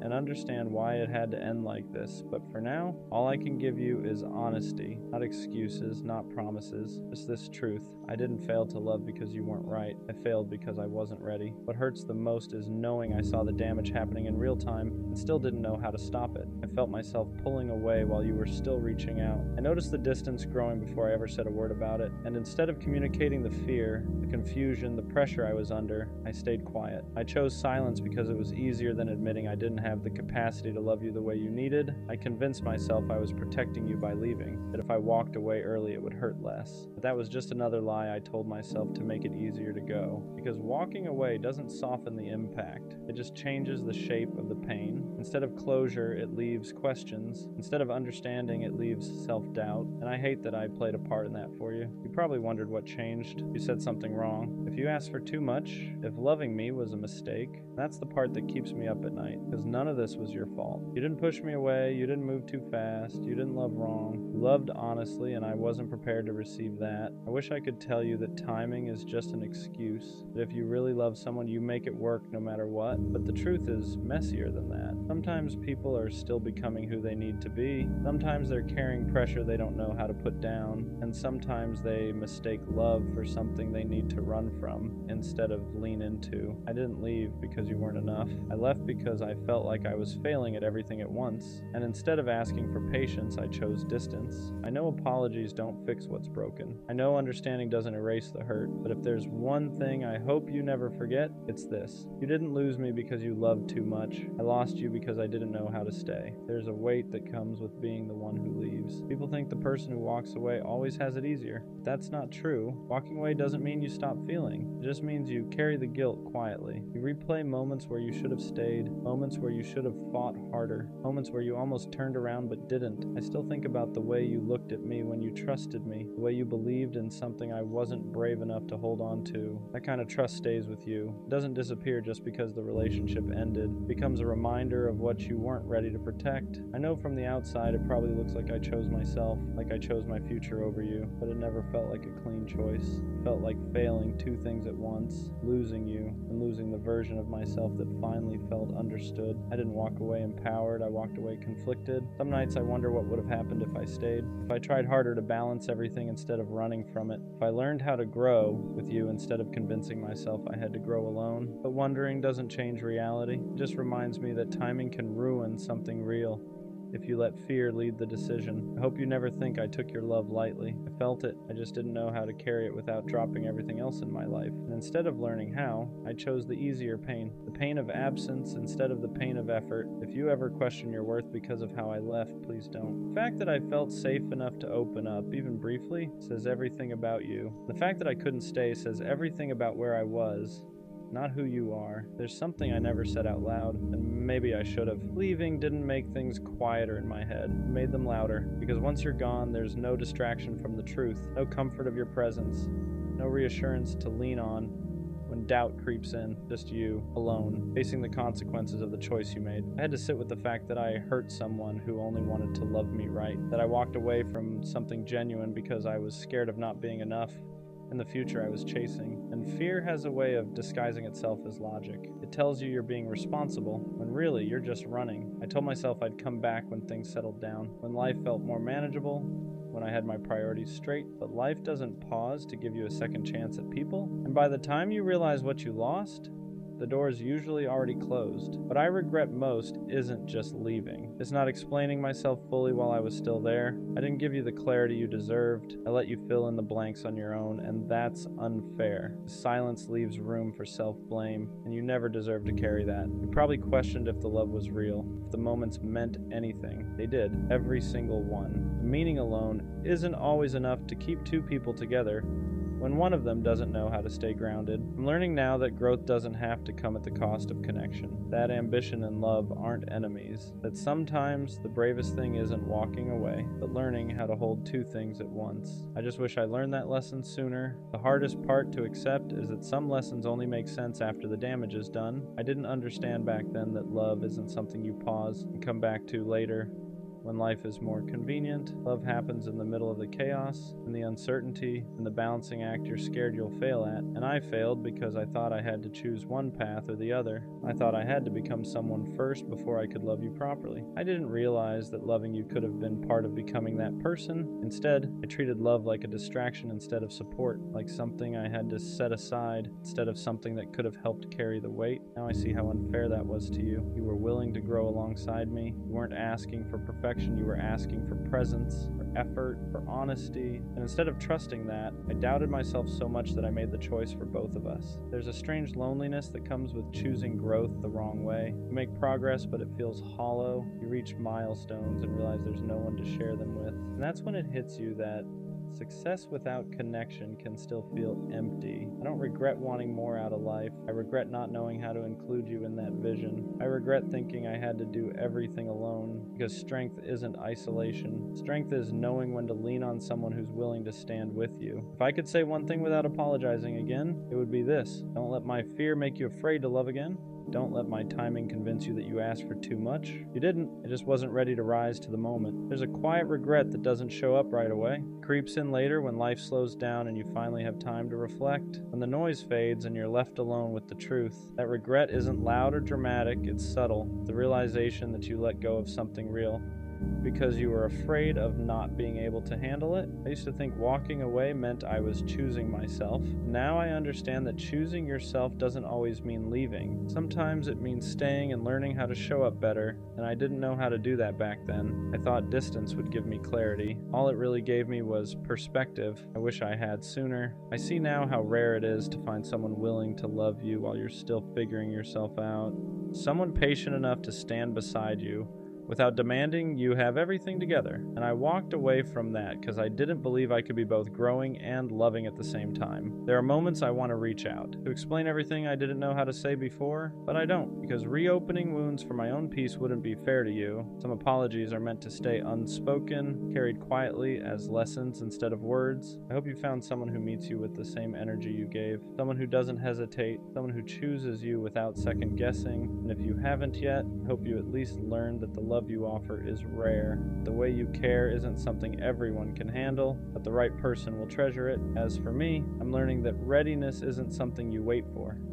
It's something you practice, and I'm practicing now, even if it's too late for us. There's a strange kind of maturity that comes from realizing you can't undo certain things, not because you don't care enough, but because caring now would mean accepting that some doors close quietly and stay that way. And learning to respect that is part of growing up, even when it hurts. I've had to sit with the fact that love doesn't always come back around when you're finally ready. Sometimes it shows up before you know how to hold it, teaches you a lesson, and leaves. Not as punishment, but as preparation. And that's a hard truth to swallow when you realize the timing was off by just a little, but that little bit changed everything. What stays with me isn't just the regret, it's the clarity, the understanding of what I want to be different next time. I know now that I don't want to run when things get heavy. I don't want to choose distance just because I'm scared of failing. I don't want to confuse being busy with being unavailable. I don't want to leave someone guessing where they stand. You taught me that love isn't about having everything figured out. It's about choosing someone even when life is uncertain, about growing with someone instead of away from them. And even though I couldn't do that with you, that lesson is etched into me now. I hope you never look back and think you weren't enough. You were more than enough. You were just early, and sometimes early still hurts like loss. There are people we don't end up with who still change the trajectory of our lives. You were one of those people for me, and even if our story didn't continue, it mattered. It always will. This is where I finally stop apologizing and start accepting. Accepting that some connections aren't meant to be fixed, revisited, or explained away. They're meant to be learned from and released. Holding on to guilt doesn't change the past, and holding on to hope doesn't rewrite the ending. All it does is keep you stuck in a moment that already passed. I didn't lose you because love wasn't real. I lost you because timing, fear, and growth didn't align. And as painful as that is to admit, it's also freeing, because it allows me to move forward without pretending I was the victim or the villain. I was just someone who didn't know how to stay yet. You don't owe me forgiveness, you don't owe me understanding, and I don't expect you to remember me kindly. All I hope is that you remember the love for what it was. Honest, real, human, even if it couldn't last. I carry this with me now. Not as regret that weighs me down, but as awareness that shapes who I become. I know how fragile connection is. I know how rare it is to find someone who sees you fully and still stays. And next time, I won't confuse love with something I need to run from. Some people are meant to be chapters, not the whole book. And even though this chapter ended before I was ready, it taught me how to write the next one with more care. Wherever you are, I hope you're loved the way you tried to love me. And for the first time, I'm not saying sorry. I'm saying thank you. I don't know who needs to hear this, but you have to let them go. Not slowly, not halfway, not with one foot still stuck in the past. You have to actually let them go, because they're not coming back. Not in the way you want, not in the way you deserve. And holding on to that hope is what's keeping you stuck. That's the hardest part to accept. Not the loss itself, but the finality of it. The idea that the version of them you're waiting for doesn't exist anymore. Or maybe it never did. You keep replaying memories, rereading old messages, telling yourself that if you just wait a little longer, they'll realize what they lost. That they'll come back changed, more sure, more ready. But the truth is, if they wanted to come back, they would have already. Letting go feels like betrayal. Like you're giving up on something that once meant everything to you. It feels wrong to stop caring when you cared so deeply for so long. Your mind keeps fighting it, saying just one more day, just one more chance, just one more sign. But every extra day you hold on is another day you delay your own healing. You don't let go because you stop loving them. You let go because loving them is costing you yourself, your peace, your sleep, your confidence, your ability to be present. You've been living in a constant state of waiting for a text, waiting for clarity, waiting for closure that isn't coming, and that waiting has slowly been draining you. Here's what nobody tells you. Closure doesn't always come from a conversation. Sometimes closure is realizing that silence is the answer, that their absence is the explanation, that the confusion you feel is the clarity you've been avoiding, because someone who truly wants to be in your life won't make you question where you stand. You keep thinking that letting go means nothing good will ever replace what you lost, that you missed your chance, that this was the one. That's grief talking, not truth. Grief narrows your vision, makes the past feel bigger than the future. It convinces you that the best days are behind you, when in reality they haven't even happened yet. Letting go doesn't happen all at once. It's a series of small, painful choices. Choosing not to check their profile, choosing not to reread old messages, choosing not to fantasize about a version of them that no longer exists, choosing yourself, even when it hurts. And yeah, it's a hard pill to swallow, one of the hardest, but the sooner you swallow it, the sooner you can breathe again, the sooner your life starts moving forward instead of replaying the same chapter over and over. Good things are going to come again, I promise you that. But they can't find you if you're still emotionally living somewhere you no longer belong. Right now, it probably feels impossible to believe that anything good could come after this. When you lose someone you were attached to, your world shrinks. Your future starts looking empty, quiet, unfamiliar. You measure everything against them. Every laugh feels weaker. Every conversation feels forced. Every good moment feels incomplete because they're not there to share it with. That's normal. Your brain is grieving what could have been, not just what was. You're mourning the plans you never got to live out, the version of the future you built in your head, the comfort of having someone to lean on. And when that disappears, your mind panics. It tells you this was it. This was your chance. You won't feel like this again. But that voice isn't truth. It's fear. Fear tries to convince you that staying attached is safer than starting over, that even pain you recognize is better than uncertainty. So you cling to what's familiar even when it hurts you, even when it drains you, even when it keeps you stuck in the same emotional place you've been in for too long. Letting go feels like stepping into darkness. You don't know what's on the other side yet. You don't know who you'll become without them. You don't know how long it'll take to feel okay again, and that uncertainty is terrifying. But staying where you are guarantees one thing: nothing changes. You don't heal by holding on tighter. You heal by loosening your grip, even when every part of you wants to resist. You heal by accepting that some people are meant to be chapters, not whole stories, that some connections exist to teach you something, not to stay forever. And yeah, it hurts to admit that someone you love doesn't have a place in your life anymore. It hurts to realize that effort wasn't enough, that love alone couldn't fix timing, readiness, or their inability to choose you fully. But pain doesn't mean failure. Pain means you cared. Pain means you were real. You're not weak for struggling to let go. You're human. But don't confuse holding on with loyalty. Don't confuse waiting with strength. Sometimes the bravest thing you can do is walk away from something you still want because you know it's no longer good for you. You're not erasing them by letting go. You're releasing yourself. One of the most painful realizations you'll have is that letting go isn't about them at all. It's about you. It's about finally admitting that you've been living for something that no longer exists, that you've been holding space in your heart for someone who stopped holding space for you a long time ago. You tell yourself you're just being patient, that you're strong for waiting, that real love doesn't give up, but there's a difference between patience and self-abandonment. There's a difference between fighting for something and fighting yourself every single day just to survive it. And deep down, you know which one this has become. You've been stuck in this cycle of hope and disappointment. One day you feel okay, almost proud of how far you've come. The next day, a memory hits you out of nowhere and you're right back at the beginning. A song, a place, a random thought at 2 a.m., and suddenly your chest feels heavy again. That doesn't mean you're failing. It means you haven't fully let go yet, because part of you is still waiting for them to validate what you felt, to admit they hurt you, to say they cared as much as you did. But here's the truth you don't want to accept yet. You may never get that. And waiting for it is only keeping you tied to someone who already moved on. Letting go means accepting unanswered questions. It means choosing peace over understanding. It means realizing that not everything broken needs to be fixed. Some things just need to be released, and that's uncomfortable because your heart wants certainty, wants meaning, it wants closure wrapped in a conversation that makes everything make sense. But sometimes closure is recognizing that someone's inability to choose you is the answer, that their silence, their distance, their inconsistency already told you everything you needed to know. You just weren't ready to hear it yet. You didn't imagine the connection. You didn't make it all up. What you felt was real.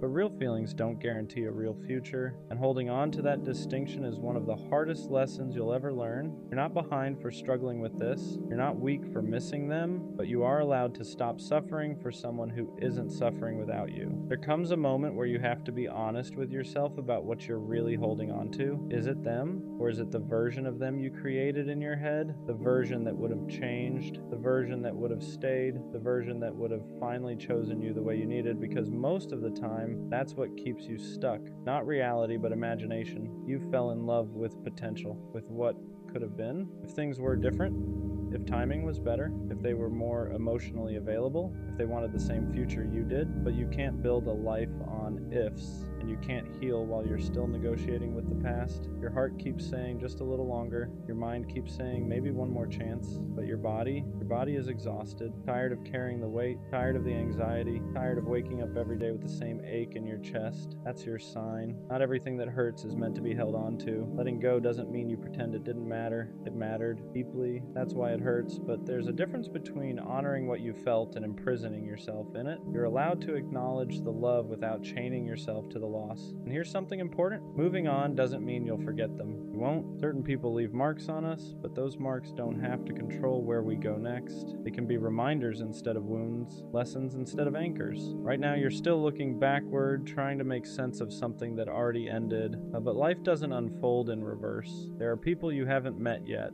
versions of yourself you haven't grown into yet, moments that will make this pain feel smaller in comparison. You just can't see them because you're still standing in the doorway of what was. Letting go is choosing to step forward even when your legs are shaking, even when you're scared of what's next, even when you don't feel ready, because staying where you are is hurting you more than leaving ever could. One of the hardest things you'll face once you start letting go is the emptiness it leaves behind. Not just emotional emptiness, but routine emptiness. They used to be part of your day, someone you talked to when something good happened, someone you leaned on when things went wrong. And now there's this silence where their presence used to be. That silence can feel unbearable at first.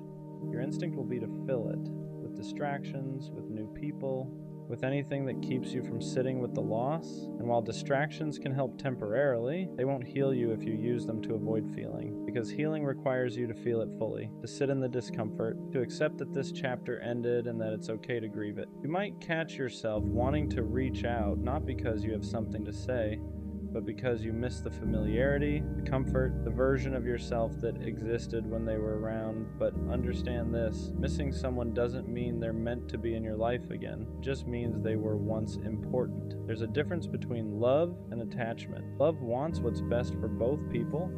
Attachment wants relief from pain. And most of the time when you want to go back, it's attachment talking, not love. It's the part of you that's scared of being alone, not the part that's thinking clearly. This is where growth actually happens. In the moments where you choose not to reach out, where you choose to sit with the ache instead of numbing it. You choose yourself even when it feels lonely. Every time you make that choice, you're rebuilding trust with yourself. You're proving that you can survive without them. And slowly, that silence won't feel so loud anymore. It'll start to feel like space. Space to think, space to breathe, space to rediscover who you are without them. And in that space, something new begins to form. Not another person, but a stronger version of you. One of the hardest things you'll face once you start letting go is the emptiness it leaves behind. Not just emotional emptiness, but routine emptiness. It used to be part of your day. Someone you talked to when something good happened, someone you leaned on when things went wrong. And now there's this silence where their presence used to be. That silence can feel unbearable at first. Your instinct will be to fill it with distractions, with new people, with anything that keeps you from sitting with the loss. And while distractions can help temporarily, they won't heal you if you use them to avoid feeling, because healing requires you to feel it fully, to sit in the discomfort, to accept that this chapter ended and that it's okay to grieve it. You might catch yourself wanting to reach out, not because you have something to say, but because you miss the familiarity, the comfort, the version of yourself that existed when they were around. But understand this. Missing someone doesn't mean they're meant to be in your life again. It just means they were once important. There's a difference between love and attachment. Love wants what's best for both people. Attachment wants relief from pain, and most of the time when you want to go back, it's attachment talking, not love. It's the part of you that's scared of being alone, not the part that's thinking clearly. This is where growth actually happens. And the moments where you choose not to reach out, where you choose to sit with the ache instead of numbing it, where you choose yourself even when it feels lonely, every time you make that choice, you're rebuilding trust with yourself. You're proving that you can survive without them. And slowly that silence won't feel so loud anymore. It'll start to feel like space, space to think, space to breathe, space to rediscover who you are without them. And in that space, something new begins to form, not another person, but a stronger version of you. Eventually you start noticing small shifts, not dramatic ones, nothing that feels like a movie moment, just quiet changes. You wake up and they aren't the first thought in your head anymore. You go a few hours without checking your phone. You laugh at something and realize it didn't immediately remind you of them, and for a second you feel guilty for that. Like moving forward means erasing what you had. It doesn't. Healing isn't linear. Some days you'll feel strong, other days a random memory will knock the wind out of you. It doesn't mean you're going backwards, it means you're human. You spend time building something emotionally, tearing it down takes time too. Be patient with yourself in that process. This is also when clarity starts setting in. You begin to see things more honestly, the red flags you ignored, the effort imbalance, the moments where you shrunk yourself just to keep them around. You realize how often you settled for breadcrumbs and called it love because you didn't want to accept the truth. And instead of hurting you, that realization empowers you. Because now you know what you don't want. You know what you won't tolerate again. You know that love shouldn't feel like confusion, anxiety, or constant self-doubt. It shouldn't make you question your worth. It shouldn't require you to beg for effort or clarity. You also start forgiving yourself for staying too long, for hoping too hard, for ignoring your intuition. You did the best you could with what you knew at the time. That version of you was just trying to be loved. There's nothing shameful about that. And slowly you stop romanticizing the past. You stop replaying only the good parts. You start remembering the nights you felt lonely even when they were still around, times you felt anxious instead of secure, the moments you felt like you were asking for too much when you were really just asking the wrong person. That's when letting go stops feeling like loss. It starts feeling like relief. At some point, you stop asking yourself why it didn't work. That question loses its power, not because you found every answer, but because you finally realize the answers wouldn't change the outcome. Understanding doesn't always heal you. Acceptance does. You accept that you loved genuinely, even if it wasn't returned the same way. You accept that you showed up fully, even if they didn't know how to meet you there. You accept that some people come into your life to teach you something, not to stay forever. And that lesson, as painful as it was, shaped you into someone wiser. You start trusting yourself again, trusting your judgment, trusting your ability to walk away when something doesn't feel right, trusting that if something ends, you will survive it. That trust is powerful. It changes how you approach everything else in your life. You become more intentional with your time, with your energy, with who you allow access to you. You no longer chase people who are unsure about you. You no longer explain your worth to anyone. You no longer wait around hoping someone will choose you, because you already chose yourself, and that choice shifts everything. You realize you don't need someone to complete you. You're already whole. You wanted them, yes, but you don't need them to be okay. That realization doesn't make you cold. It makes you free. Free from the constant anxiety, free from the emotional limbo, free from the cycle of waiting. You still believe in love, you still want connection, but now you want it without losing yourself, without shrinking, without begging, without settling. You want something that adds to your life, not something you have to recover from, and that's how you know you're healing. Not when the pain disappears completely, but when it no longer controls your decisions. I don't know who needs to hear this right now, but you have to let them go. Not because you didn't care enough, not because what you felt wasn't real, but because holding on to something that's already gone is only hurting you more. They're not coming back, and I know that's a hard pill to swallow. It's one of those truths that sits heavy in your chest because part of you is still hoping, still replaying memories, still thinking maybe one day things will go back to how they were.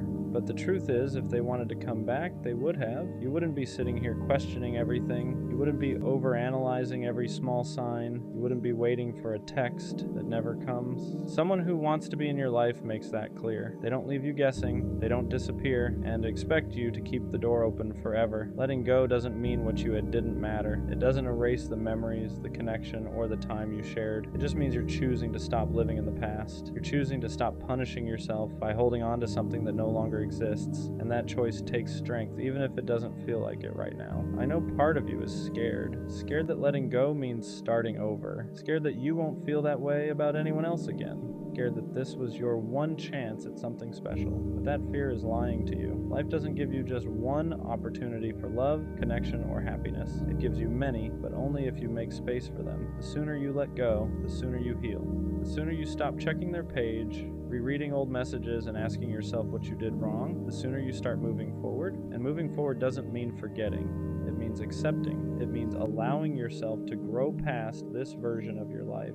Good things are going to come again, not the exact same things, not the same person, not the same situation, but something new, something healthier, something that won't leave you feeling confused, unchosen, or stuck. I promise you that. So let this be your reminder. You don't need to keep holding on to prove how much you cared. You've done enough. It's okay to release what no longer serves you. Sometimes the bravest thing you can do is finally say goodbye, even when part of you still wishes they'd stay. You know that one friend who always looks fine on the outside? The one who never really asks for help? The one who somehow holds everything together without making a sound? They're the one who cracks jokes when the room feels awkward, the one who lightens the mood when things get heavy, the one who says, "I'm good," so casually that nobody questions it. But if you look closely, their eyes tell a different story. They're always there, always listening, always giving advice, always making time. If someone's hurting, they show up. If someone needs comfort, they provide it. If someone feels lost, they help them find direction. They became the glue without ever asking to be. And over time, they learned something dangerous. They learned that people rely on them being strong. They learned that when they show pain, it makes others uncomfortable, so they stop showing it. They mastered the art of looking okay. You don't see how tired they really are. You don't see the nights they sit in silence, staring at nothing, trying to keep themselves from falling apart. They laugh, but it's lighter now. They smile, but it doesn't reach the same place as it used to. They say they're just tired, when in reality, they're exhausted in ways sleep can't fix. They learned how to bottle everything up, how to swallow emotions mid-sentence, how to carry pain quietly so no one else has to deal with it, because they don't want to be a burden. They don't want to ruin the mood. They don't want to take up space. So they shrink themselves emotionally, even while holding space for everyone else. And the craziest part, they're not asking to be saved. They don't want attention. They don't want pity. They don't want grand gestures. They just want someone to notice, someone to really ask how they're doing and actually stay for the answer. Someone to notice that their laughter sounds a little forced lately, that their messages are shorter, that they're physically present but mentally somewhere else. Someone to say, "You don't have to be strong right now," because being the strong one gets lonely. You carry everyone else's weight and still feel guilty for having your own. You feel like you don't have permission to fall apart because everyone else depends on you staying together. But even strong people need rest. Even strong people need to cry. Even strong people need reassurance. Strength doesn't mean never breaking. It means breaking quietly and still showing up. And that's not fair. So if you have that friend, the one who's always okay, the one who never complains, the one who holds everyone else together, check on them, not with a quick "you good?" Not with a surface level question. Check on them with presence, with patience, with a real conversation. Because sometimes the people who seem the most okay are the ones who need love the most. And sometimes all it takes is one person finally finally seeing them for the weight they've been carrying alone. Don't waste your teenage years obsessing over love. It's easy to fall into that trap. You watch movies, shows, social media, high school sweethearts, perfect relationships, young love that looks magical from the outside, so you start thinking you need that too. Like, if you don't experience love early, you're missing out on something important, so you chase it. You talk to people just to not be alone. You stay in situations that don't feel right just so you can say you're with someone. You keep trying to make things work that clearly aren't working, and slowly, without realizing it, it starts tearing you down. Your confidence drops, your sense of self gets blurry, you stop knowing who you are outside of liking someone or wanting to be liked back. Your mood depends on replies, attention, validation, and that's dangerous at that age.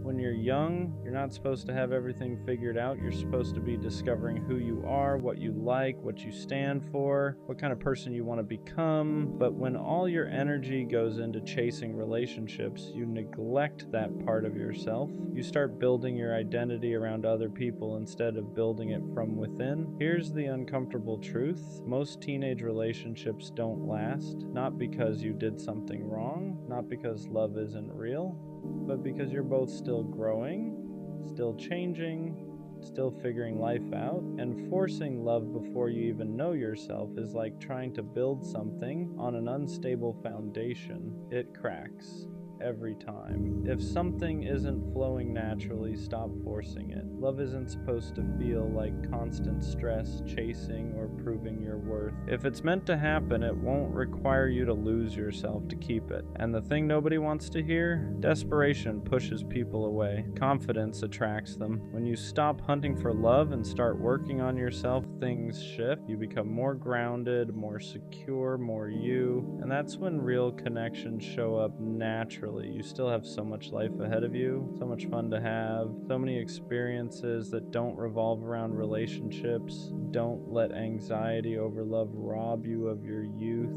Love will come, but it shouldn't come at the cost of who you are. Right now, the most important relationship you can build is the one with yourself. Here's what happens when you slow down and stop chasing love so hard. You start hearing yourself again, your own thoughts, your own wants.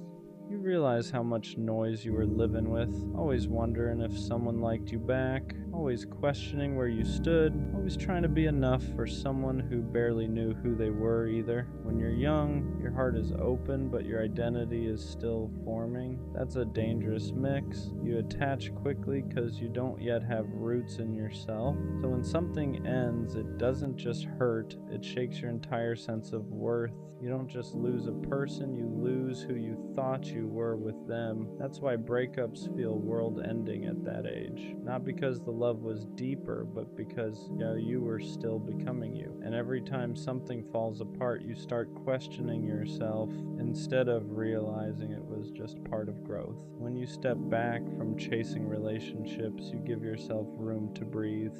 Room to build confidence that isn't dependent on attention, room to develop interests, skills, goals, room to fail at things that don't involve your heart breaking, and those failures, they teach you way more than forcing a relationship ever could. You also learn how to be alone without feeling lonely. That's huge, because once you can enjoy your own company, you stop settling for people who treat you like an option. You stop forcing conversations, you stop chasing mixed signals, you start choosing peace over drama, and the wild part is, once you stop looking desperate for love, you become more attractive without trying, not because you change your appearance, but because you carry yourself differently. You're not reaching for validation anymore, you're grounded, you're present, you're whole on your own. Love hits different when it finds you like that.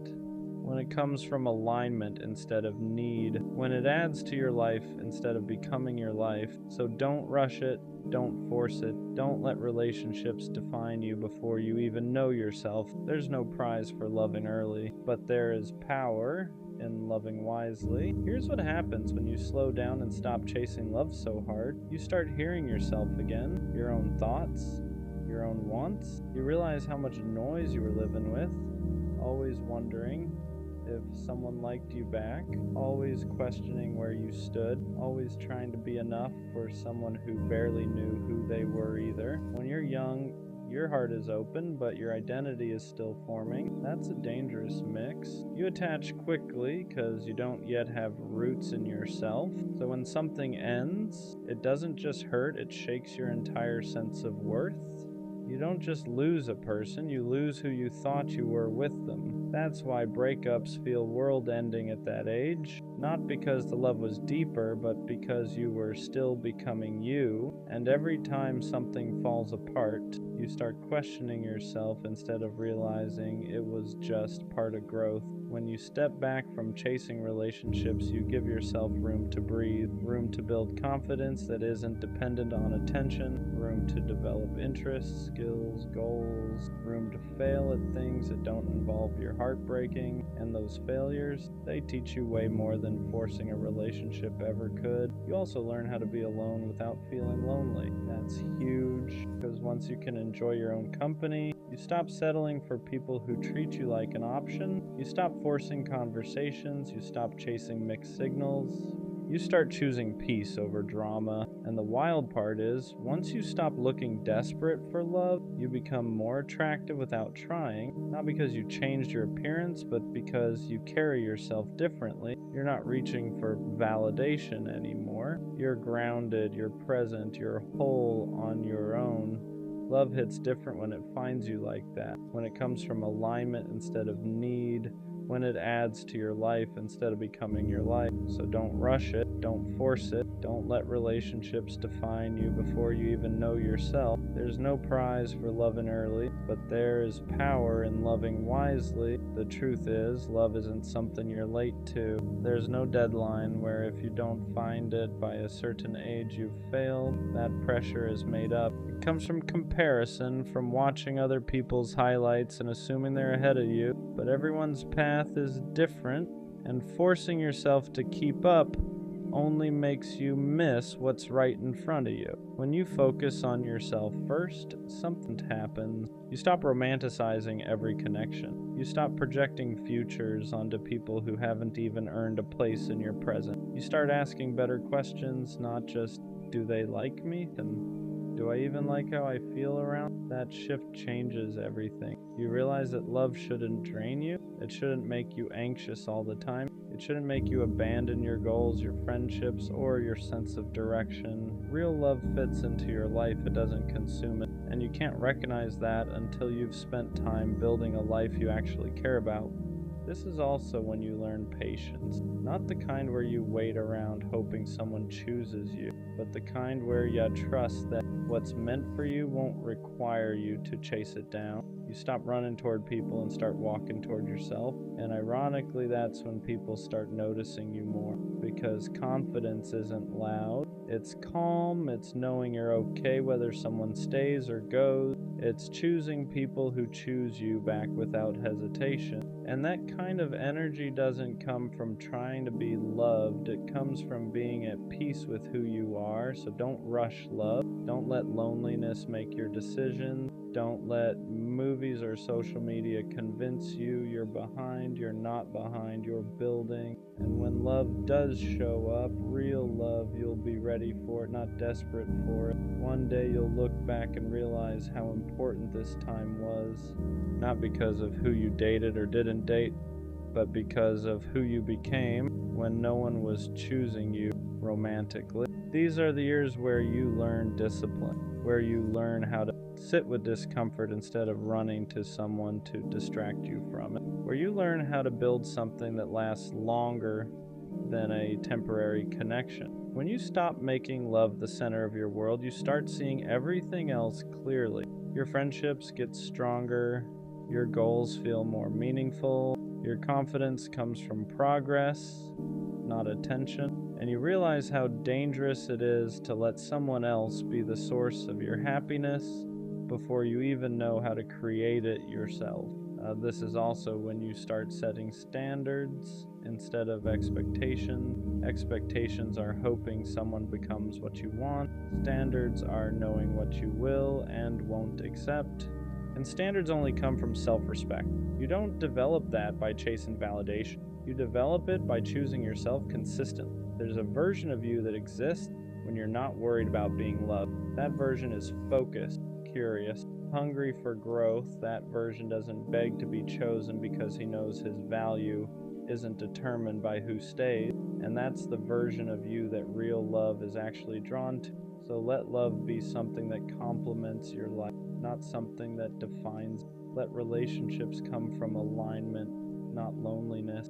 And trust that when the timing is right, when you're solid in who you are, love won't feel like something you have to chase. It'll feel like something that finally makes sense. You're not missing out, you're preparing.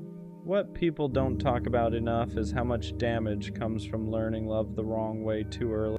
When you grow up thinking love is supposed to be chaotic, unstable, and uncertain, you carry that blueprint into adulthood. You start associating butterflies with anxiety. You mistake emotional inconsistency for passion, and you end up chasing people who mirror the same confusion you never heal. That's why taking time for yourself isn't selfish. It's preventative. It teaches you how to recognize healthy connection when it finally appears, because healthy love doesn't keep you guessing. It doesn't make you question your worth. It doesn't feel like you're constantly auditioning to be chosen. When you build yourself first, you stop trying to earn love. You expect it to be mutual. You expect effort to be consistent. You expect respect to be automatic. And if it's not there, you walk away without turning it into a personal failure. You also learn how to love without losing yourself. You keep your routines, your goals, your sense of direction. Love becomes something that adds warmth to your life, not something that replaces, and that balance is something you can only learn when you've spent time standing on your own. The biggest mistake isn't being alone when you're young. The mistake is tying your self-worth to relationships before you understand who you are without. You don't need someone to complete you. You need to complete yourself enough that love becomes a choice, not a necessity. So let yourself grow. Let yourself evolve without pressure. Let love meet you when you're ready to share your life, not escape, because the strongest love stories don't start with desperation. They start with self-respect. Eventually, you reach a point where you realize how quiet confidence actually feels.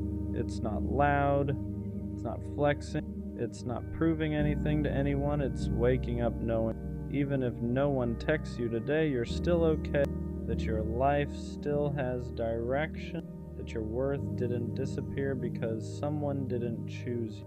That's the version of you love is meant to meet. When you're young, it's easy to think love will save you, that once you find the right person, everything else will fall into place. But real growth teaches you the opposite. You build the life first, you build stability, purpose, discipline, and self-respect. And then love fits into that life naturally instead of becoming the thing you rely on to feel whole. This is why rushing relationships too early can stunt you. You start making decisions based on fear of losing someone instead of what's best for your future. You compromise your goal. You stay small to keep someone comfortable, and you don't even realize it's happening until you look back and feel behind. Taking time for yourself isn't missing. It's an investment. Every day you spend learning who you are, strengthening your mind, improving your habits, and building something meaningful is setting you up for a healthier connection later. One where love doesn't feel like pressure, but partnership. And when that love finally comes, you won't feel like you're holding your breath. You won't feel anxious or unsure. You'll feel steady, chosen, at peace. That's how you'll know you didn't rush. One day, love will find you when you're not looking for it. Not because you gave up on it, but because you stopped needing it to validate you. You'll meet someone when you're comfortable in your own skin, when your life already has meaning, and when you're not trying to fill a void with another person. And when that happens, it won't feel like chaos. It won't feel like chasing or guessing or proving. It'll feel natural. balanced, safe, like two people choosing each other, not out of loneliness, but out of intention. You'll be glad you didn't rush. You'll be grateful for the nights you spent alone building yourself instead of forcing something that would have only distracted.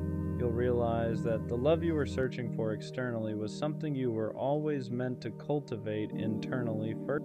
So if you're young and feeling behind, if you're single and feeling pressured, breathe. If you're watching everyone else pair up and wondering when it'll be your turn, trust the timing. Love isn't a race. And your life isn't measured by who you dated in your teens. Protect your peace, build your... Enjoy being young. The rest will... You know what actually hurts? Wanting to be in love, but realizing you can't stay in it. You finally meet someone good. They're kind. They're loyal. They care about you in a way that feels real. On paper, they're everything you're supposed to want. And for a moment you think, maybe this is it. But then they like you back. And something in you shuts off. Not slowly. Not gently. It's like the feeling disappears overnight. You try to force it. You tell yourself to be grateful. You try to match their energy, their effort, their love, but instead of growing closer, you start pulling away. You notice flaws that didn't bother you before. You get irritated over small things. You find reasons to create distance, and suddenly you're the problem.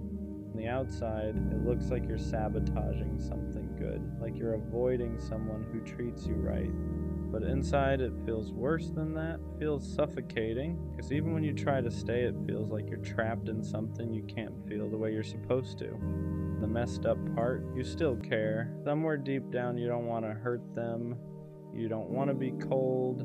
You don't want to be the reason someone feels unwanted, but you also don't know how to love them without losing yourself. And that kind of conflict turns love into guilt. What's confusing about this feeling is that it only shows up with the right kind of person, not the chaotic ones, not the ones who make you anxious, not the ones who disappear and keep you guessing. It happens with the ones who are steady, the ones who reply, who show up, who don't play games with your emotions, and instead of feeling safe, your body reacts like something's wrong. You don't feel excitement, you feel pressure, not because they're asking for too much, but because they're offering consistency, and you don't know how to relax inside it. There's no chase, no uncertainty, no emotional roller coaster to distract you.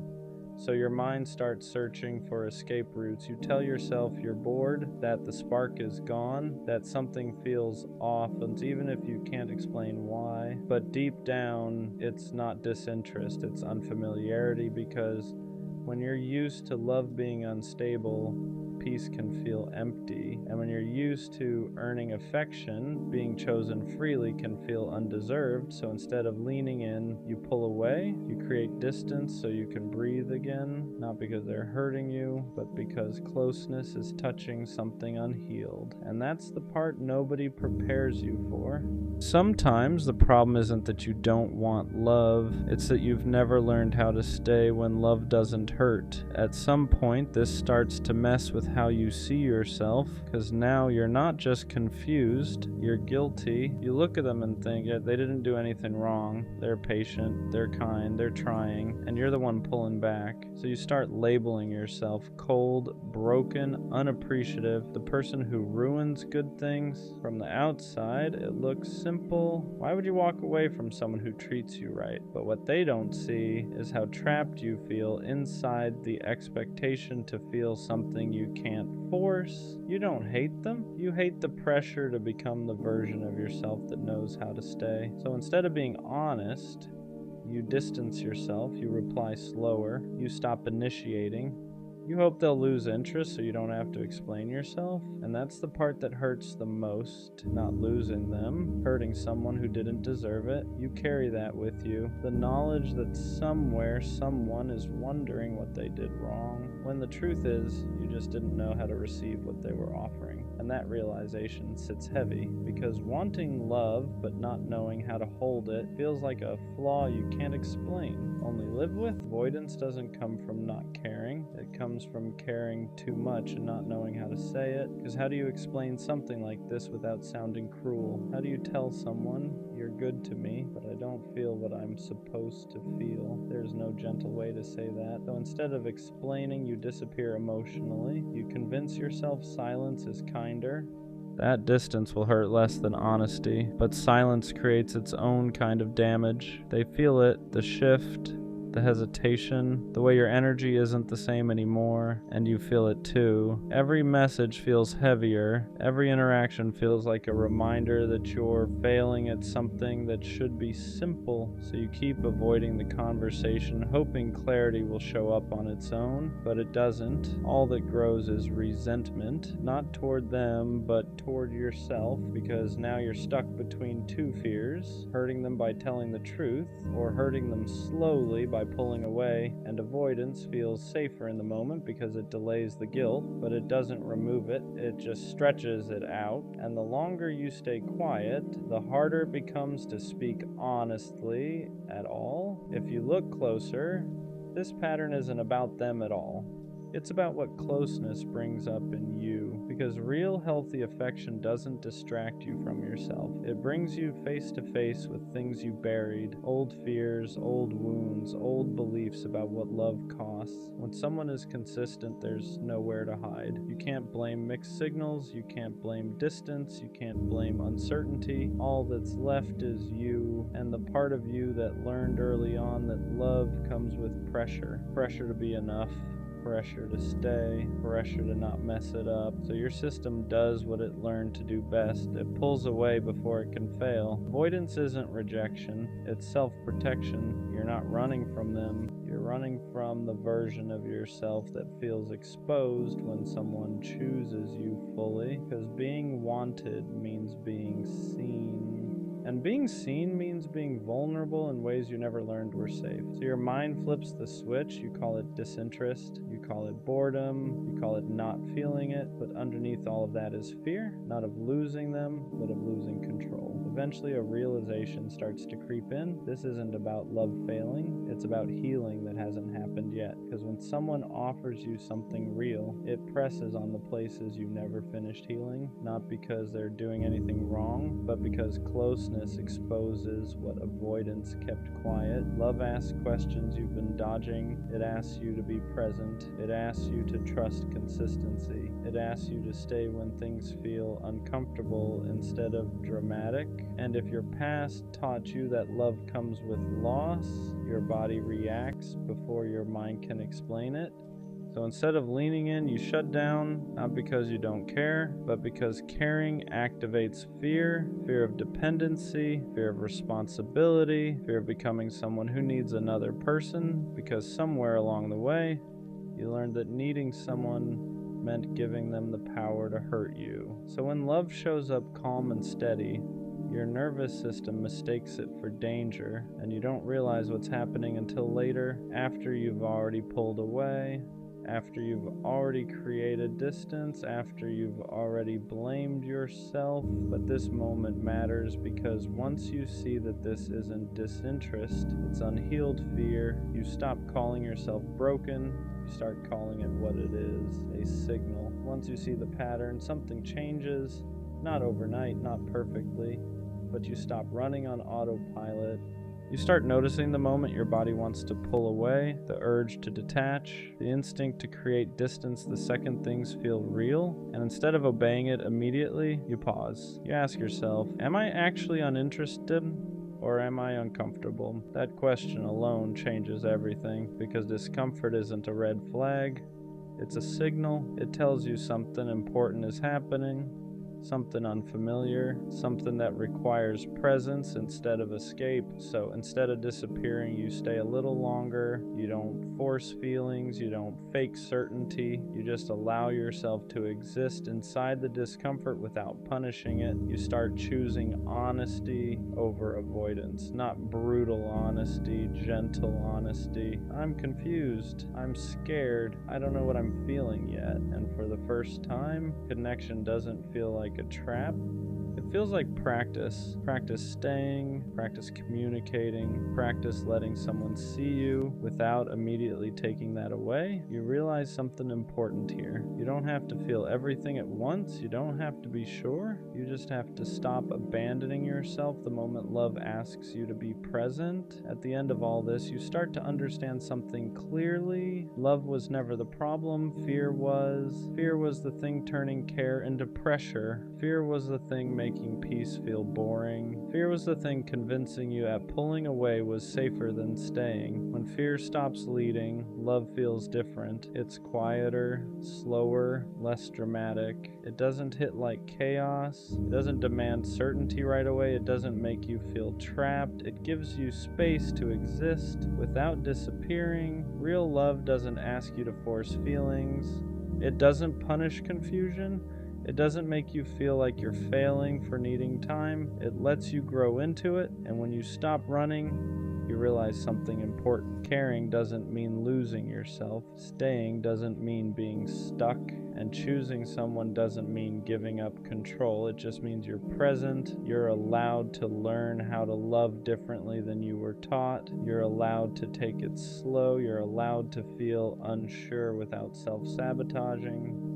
And most of all, you're allowed to stop hating yourself for struggling with something you were never shown how to do safely, because the moment love stops being about fear is the moment it finally starts feeling real. I don't care how corny it sounds, I'll never stop being a lover boy. Not until I get the kind of love I've always imagined, the kind where there is no one else, no distractions, no half-interest, just one person in a world that feels smaller because of it. I want that kind of love where it doesn't wander, where nobody else even registers, where loving them feels natural, not forced. The kind of love that feels cinematic without trying. Just two people driving nowhere, standing in open fields, traveling for no reason other than wanting to be together. The kind of love you don't just feel in your chest, you feel it in your soul, hot, intense, alive. And I don't understand how people walk around acting indifferent to that.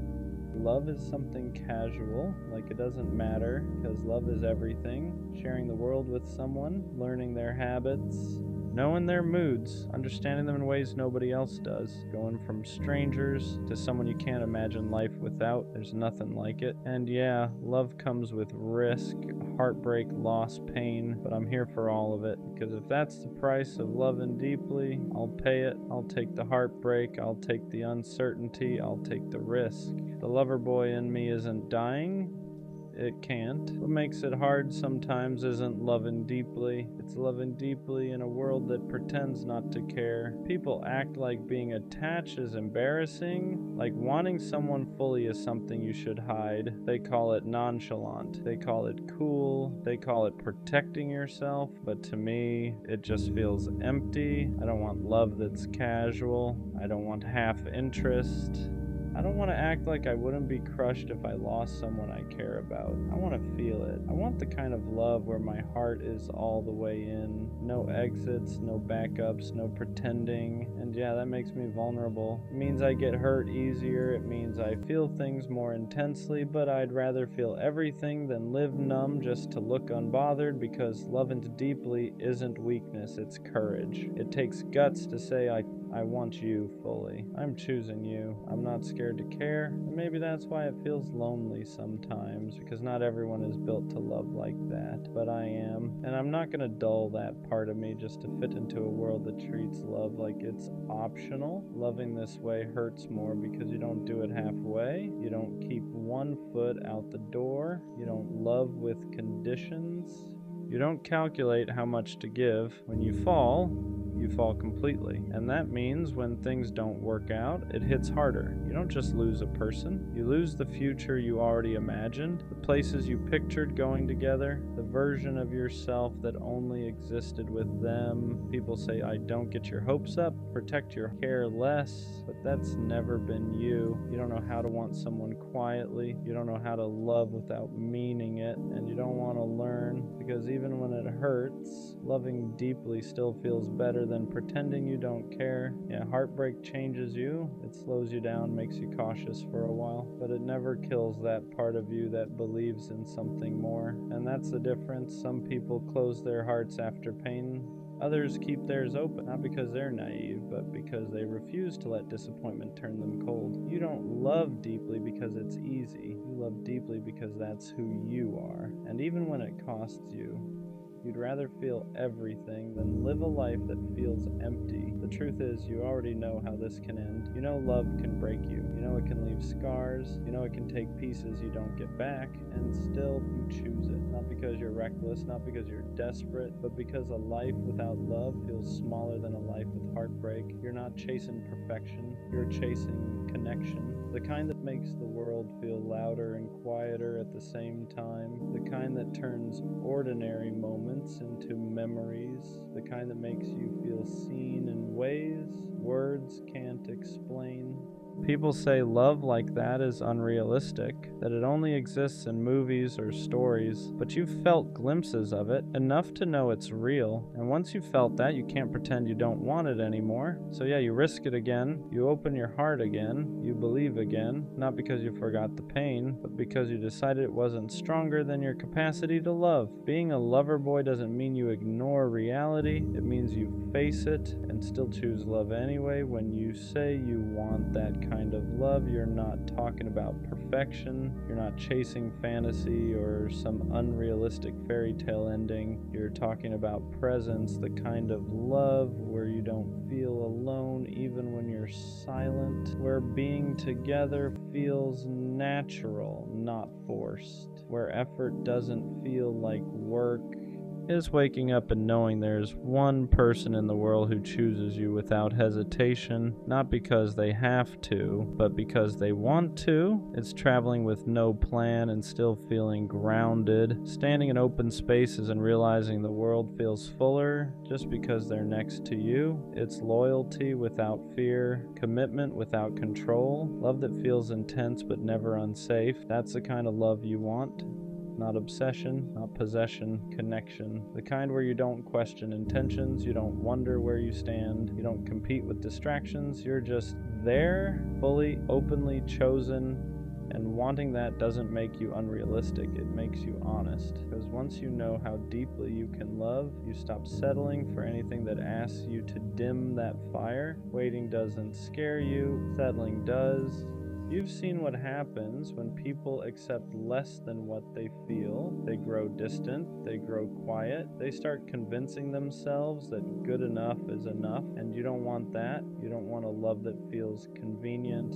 You don't want someone who chooses you only when it's easy. You want someone who stays when it's real, when it's messy, when it requires effort. So you wait, not because you think you're better than anyone, but because you know yourself. You know how deeply you love, you know how much you give, and you know what happens when that kind of heart ends up in the wrong hands. You'd rather be alone than feel lonely next to someone who doesn't meet you where you stand. And yeah, some days it gets heavy, watching people pair off, watching others settle into relationships that look fine on the surface, but deep down, you're not jealous. You're patient, because you're not searching for company, you're waiting for alignment, for someone who doesn't flinch at your intensity, who doesn't joke about your softness, who doesn't treat your loyalty like it's replaceable. You're waiting for someone who wants the same kind of love you do, all in, no exits, and until that shows up, you're not lowering your standards, you're protecting your heart. If it ever happens, when someone finally matches your energy, you'll feel the difference immediately. Not fireworks, not chaos, not anxiety disguised as excitement, clarity. You won't question where you stand. You won't wonder if you're asking for too much. You won't feel like you're loving harder than you're being loved. It'll feel mutual in a way you're not used to. They won't flinch at your intensity. They won't joke about you caring too much. They won't act overwhelmed by the way you love. They'll meet it. Your effort won't scare them. It'll reassure them. Your loyalty won't feel rare. It'll feel natural. And the craziest part, you won't feel like you're chasing anything. No convincing. no proving, no waiting for them to catch up emotionally. They'll already be there, and suddenly all that waiting makes sense. All the times you didn't settle, all the times you walked away, all the times you chose being alone over being half loved. You'll realize you weren't asking for too much, you were just asking the wrong people. When someone finally loves you the way you've always loved others, it won't feel overwhelming. It'll feel right. At the end of everything, after the waiting, the heartbreak, the disappointment, the almost, one thing never leaves: your capacity to love. You don't lose it, even when people try to convince you that you should, even when the world rewards detachment, even when acting unbothered looks easier, even when caring deeply costs you more than you expected, because loving fully was never a phase for you. It's part of who you are. You were built to feel things deeply, to choose one person and mean it, to love in a way that's intentional, loyal, and complete. And yeah, that makes you vulnerable, but it also makes you real. The lover boy in you survives every heartbreak, not because you forget the pain, but because you decide it's not stronger than your heart. You don't regret loving, you don't regret believing, you don't regret wanting something rare, because one day someone will meet you in that same place. They won't laugh at your intensity, they won't treat your love like it's extra, they won't ask you to tone it down. They'll recognize it, and when that happens, everything you held on to will make sense. So no, the lover boy in you doesn't die, he just waits. And when the right love finally arrives, he'll be ready. Sometimes I feel like love just isn't meant for me. Not in a dramatic way, not in a woe is me way, just quietly, like I've watched it find everyone else and somehow keep missing me. I've done the work, I've tried to heal, I've tried to be patient, I've tried to love right, and still, nothing sticks. People come close, but never close enough to stay. They show interest, but never intention. I'm always almost chosen, almost loved, almost enough. And after a while, you stop asking what's wrong with them and start asking what's wrong with you.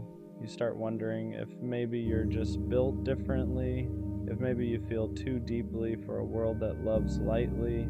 I don't think love avoids me because I'm unlovable. I think it avoids me because I don't fit into how people love now. I don't do casual well. I don't know how to care halfway. I don't know how to pretend I wouldn't be hurt if it ended. And that makes people uncomfortable. They like the idea of me. They like the attention, they like being wanted, but when it comes time to choose, to commit, to stay, they hesitate. So I end up alone again, not because I didn't try, but because I refused to chase what doesn't choose me back. And that's the part no one talks about. Sometimes loving yourself means accepting that love might take longer to find you, or worse, that it might not come at all. And that's a scary thought because I don't want much. I don't want perfection. I don't want fantasy. I just want someone who stays, someone who doesn't get overwhelmed by sincerity, someone who doesn't confuse depth with pressure. But the longer time passes, the quieter that hope gets. Not gone, just tired. I don't hate love. I don't resent it. I'm just starting to wonder if it has a place for me, and if it doesn't, I guess I'll have to learn how to live a full life without it. Not because I stopped believing, but because believing started to hurt more than letting go. It's not even the loneliness that gets me anymore, it's the pattern. How people come into my life with energy and leave with excuses. How they swear they like me, but never enough to stay consistent. Never enough to choose me when it's not convenient. Never enough to make me feel secure. And I'm tired of hearing the same lines in different voices. I'm not ready. I'm focusing on myself. You deserve better. And maybe I do. But why does better never turn into someone who stays? At some point you stop feeling unlucky and start feeling singled out.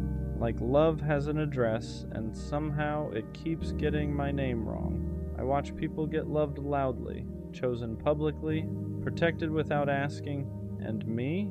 I get almost commitment, almost consistency, almost somebody's favorite, and that almost does something to you. It makes you question your personality, your looks, your worth, your timing.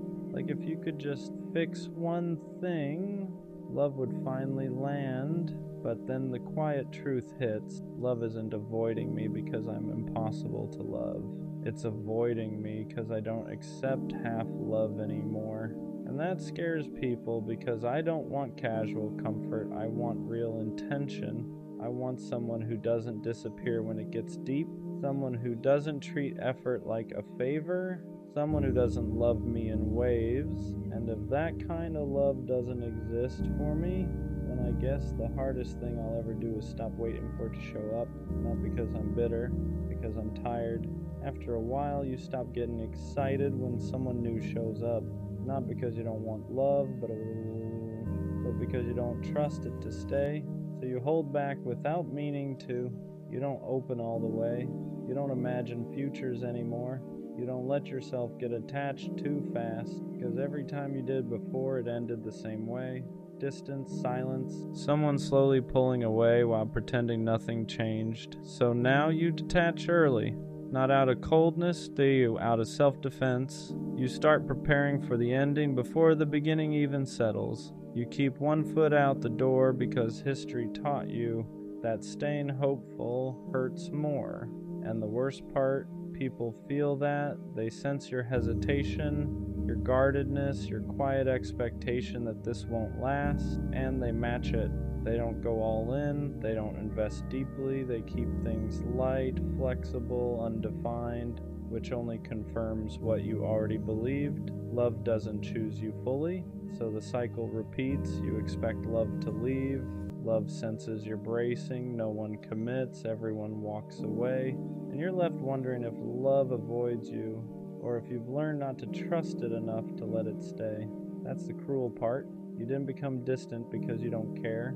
You became distant because you cared, and it kept costing you. So now you protect yourself by expecting less, and every time love passes you by, it reinforces the same quiet thought. Maybe love isn't meant to find me. Maybe it's meant to pass through. Eventually, hope stops hurting loudly. It just fades. You don't cry about love anymore. You don't rant about it. You don't even talk about it much. You just stop expecting it. You start telling yourself that maybe love is for other people. People who are easier, people who don't feel as deeply, people who fit better into how relationships work now. And that belief settles in quietly. You still show up. You still try when someone new comes around. But there's a ceiling now. You don't let yourself dream past the present. You don't imagine forever. You don't let excitement get too loud. Because disappointment trained you. You learned that getting your hopes up only makes the fall harder. So you keep them low, manageable, contained. People think you're calm. They think you're chill. They think you're emotionally mature. But really you're just tired of believing in something that keeps proving you wrong. You start romanticizing independence, telling yourself you don't need love anyway, that you're better off alone, that attachment is overrated, and maybe part of that is true. But another part of you still aches when you see people chosen easily, loved openly, protected without asking. You don't envy them.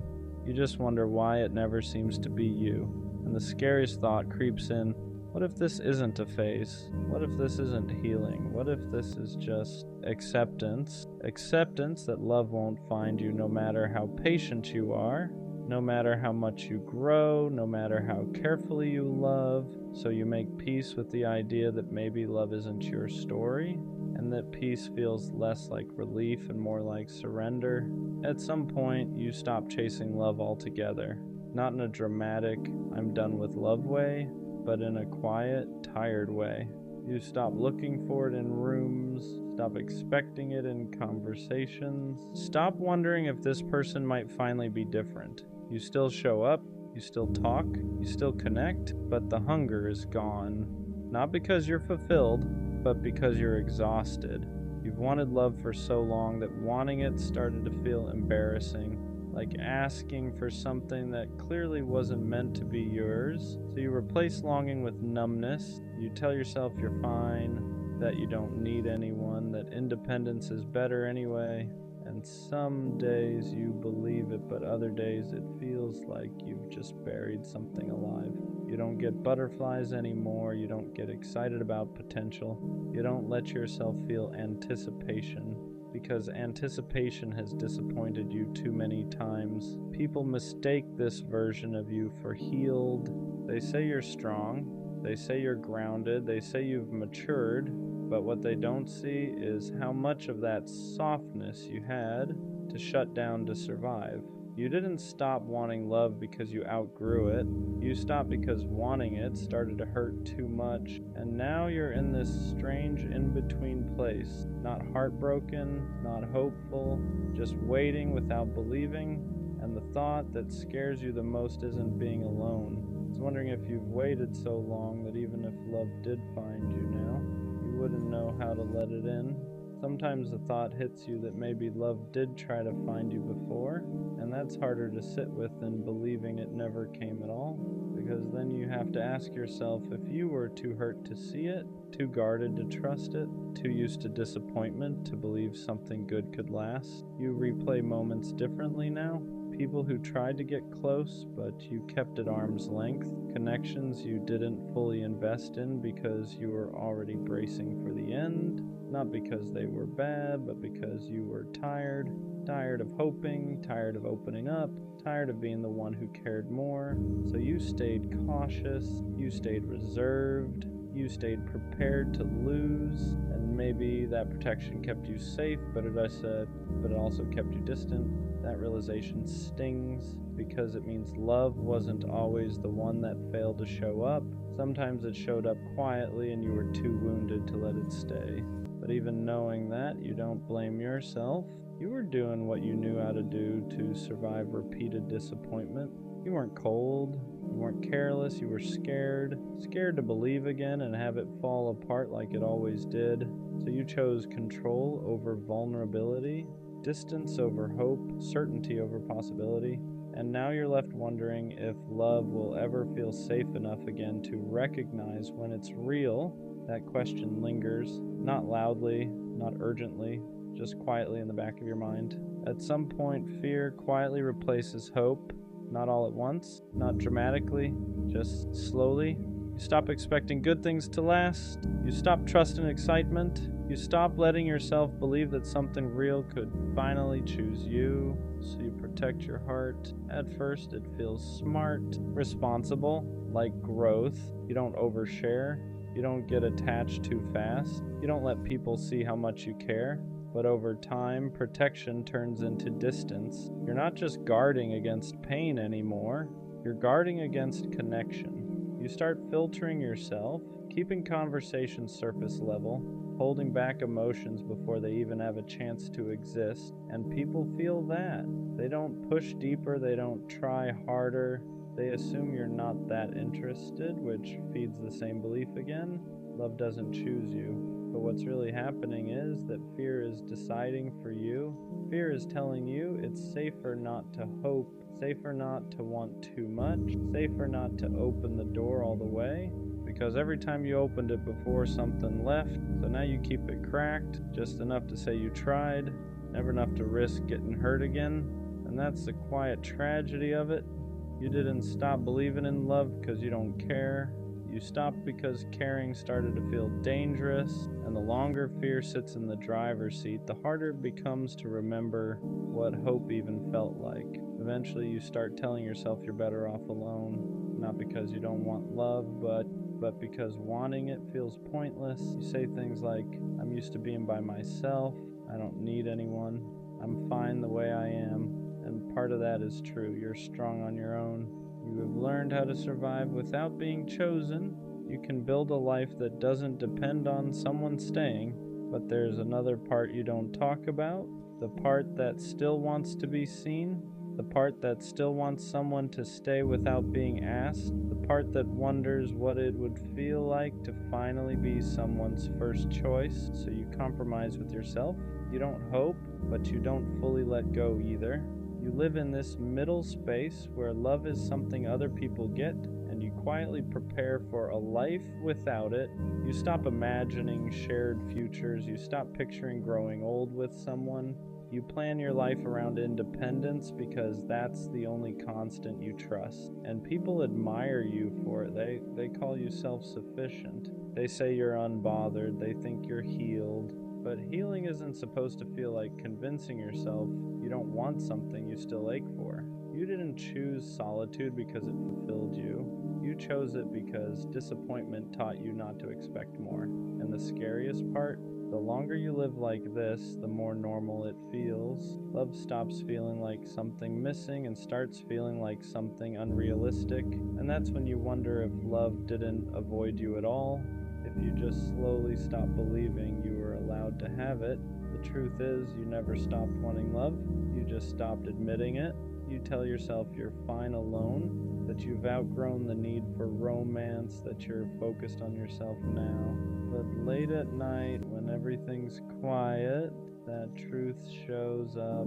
You still imagine being chosen, still wonder what it would feel like to be someone's safe place, still crave a love that doesn't hesitate. You just don't say it out loud anymore. Because admitting you still want love feels dangerous. It feels like setting yourself up for disappointment again. Like reopening a door you worked so hard to close, so you downplay it, you joke about it, you bury it under independence and self-control. But wanting love never made you weak. Being hurt just taught you to hide that want better.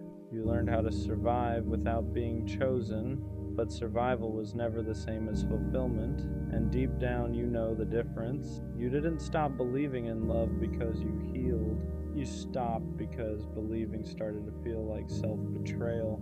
Like hoping for something that never came was making a fool of you. So you chose silence instead. But that silence doesn't mean you're done wanting love. It just means you're tired of wanting it alone. At some point, you have to face the question you've been avoiding this whole time. Is love really done with you, or are you done believing in it? Because the truth is, love didn't disappear overnight. It faded every time you were disappointed, every time someone almost chose you, every time you opened up and watched it fall apart again. Eventually, believing started to feel stupid, like hoping for something that clearly wasn't meant for you.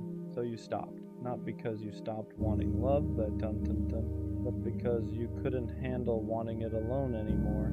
You told yourself this is just how life turned out, that some people get love and others learn how to live without it, and maybe that belief protected you. It kept you from more heartbreak, more waiting, more letting yourself down, but it also cost you something. It cost you the ability to imagine a future that includes being chosen. It cost you the courage to believe something good could stay. So now you stand here, not hopeless, not hopeful, just tired of wondering, tired of preparing for disappointment, tired of asking why love keeps missing you. And maybe the hardest truth is this: love didn't stop trying to find you. You just stopped leaving the door open, not because you're broken, not because you're unlovable, but because getting your hopes up hurt more than letting them go. And whether love ever finds you or not, one thing is clear now. You didn't lose because you loved too much. You lost because loving started to feel unsafe. So if love ever does come again, it won't be loud, it won't rush you, it won't demand you believe right away. It'll wait. And the real question won't be whether love finds you. It'll be whether you're willing to believe again when it does. Unrequited love is a quiet kind of pain, the kind that doesn't make noise. It just sits with you. It's loving someone who laughs with you, but never looks at you the way you look at them. They're comfortable around you. They trust you. They tell you things. And every time they talk about someone else, you smile, while something inside you cracks just a little more. You learn how to swallow words before they escape, compliments you never say, feelings you never confess, because deep down you already know the answer, so you love them quietly. You notice everything about them, their habits, their moods, the small details nobody else pays attention to, knowing full well you'll never live in their memory the way they live in yours. Somehow you convince yourself it's okay, that being close to them, even like this, is better than being without them at all. You give without expecting. You care without being chosen. You love without being loved back. And that hurts in ways you can't explain. But unrequited love teaches you something too. It shows you how deep your heart really is, how much you're capable of feeling, even when nothing is returned. Just don't disappear inside someone who can't meet you where you are, because one day someone will, and they'll give back everything you once gave away in silence. The hardest part about unrequited love isn't just that they don't feel the same, it's that they're close enough to keep the hope alive. They don't reject you outright, they don't shut the door, they just exist in your life. They text you, they lean on you, they laugh with you, and every small moment feels like maybe you're not imagining it. So you hold on. You tell yourself you're being patient. That timing is the issue, that one day they'll see what you feel so clearly, but deep down, you know you're waiting for something they never promised. And that's why it's so hard to leave, because unrequited love doesn't feel like rejection. It feels like unfinished business. You don't walk away angry, you walk away confused. You wonder if you should have said more, if you should have been quieter, if you waited too long, or tried too hard, and instead of letting go, you stay emotionally tethered, not because you're weak, but because your heart hasn't been given a clean ending, so it keeps hoping, keeps replaying moments, keeps searching for signs that maybe you still matter to them in that way, and that hope is what keeps the pain alive. You begin to wonder why you're always the one feeling more, why you're always the one waiting, why love seems so easy for others but feels just out of reach for you. You start shrinking your needs, telling yourself you don't want much anyway, convincing yourself that loving quietly is enough, but it's not, because caring without being chosen slowly teaches your heart that it should settle for less. You catch yourself doing things just to stay close, being extra understanding, always available, always forgiving. Not because you're weak, but because you're afraid that asking for more will push them away completely. So you accept crumbs and call it connection, and the longer this goes on, the more invisible you start to feel, not just to them, but to yourself. You forget what it feels like to be desired, to be someone's first choice, to be loved out loud, and that's the quiet danger of unrequited love. It doesn't just hurt you, it slowly teaches you to disappear. There's a reason unrequited love is so hard to walk away from. Not just love, it's anticipation. You live in the space of almost chosen, almost wanted, almost enough. Your brain starts clinging to small moments. A long conversation, a shared laugh, a look that might mean something, and those moments keep you hooked, because when love isn't returned, your mind fills in the gaps with possibility. You imagine what could be instead of facing what is, and every time you think about letting go, you feel like you're giving up on a future that was never actually promised. So you stay hopeful, you stay available, you stay emotionally invested, not because it feels good, but because walking away feels like loss, even though nothing was ever yours. That's the trap. Unrequited love keeps you chasing closure from someone who doesn't know they're holding it, and the longer you stay, the harder it becomes to separate love from longing. You don't just miss them, you miss the version of yourself that believed it might work. At some point you feel it, the imbalance, you realize you're giving more than you're receiving, and then emotionally, mentally, quietly, you're investing energy into someone who isn't investing back. You plan around them, you think about them, you hold space for them, and they just live their life. That's when it starts to hurt differently. Not sharp pain, but exhaustion. You're tired of wondering, tired of hoping, tired of pretending you're okay with crumbs. You notice how much of yourself is tied up in someone who doesn't even know how deeply you care. And for the first time, you ask yourself a hard question. If nothing changes, then how long can I keep doing this? Because loving someone in silence means you never get reassurance, never get clarity, never get chosen, and slowly, it teaches your heart that effort doesn't lead to safety. That love means waiting, that closeness means sacrifice, and that's not fair to you. Love isn't supposed to drain you, it isn't supposed to make you feel invisible, it isn't supposed to cost you your sense of worth. worth, and realizing that is the beginning of letting go, even if your heart isn't ready yet. Letting go doesn't feel empowering at first. It feels wrong. It feels like you're giving up on someone you care about, like you're betraying something that meant a lot to you, even if it was never returned. You start questioning yourself.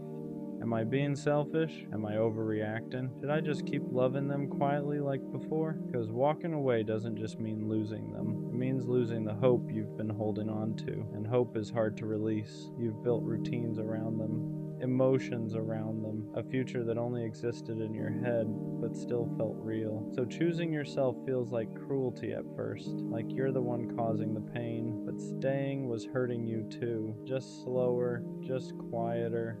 And that's the part people don't talk about.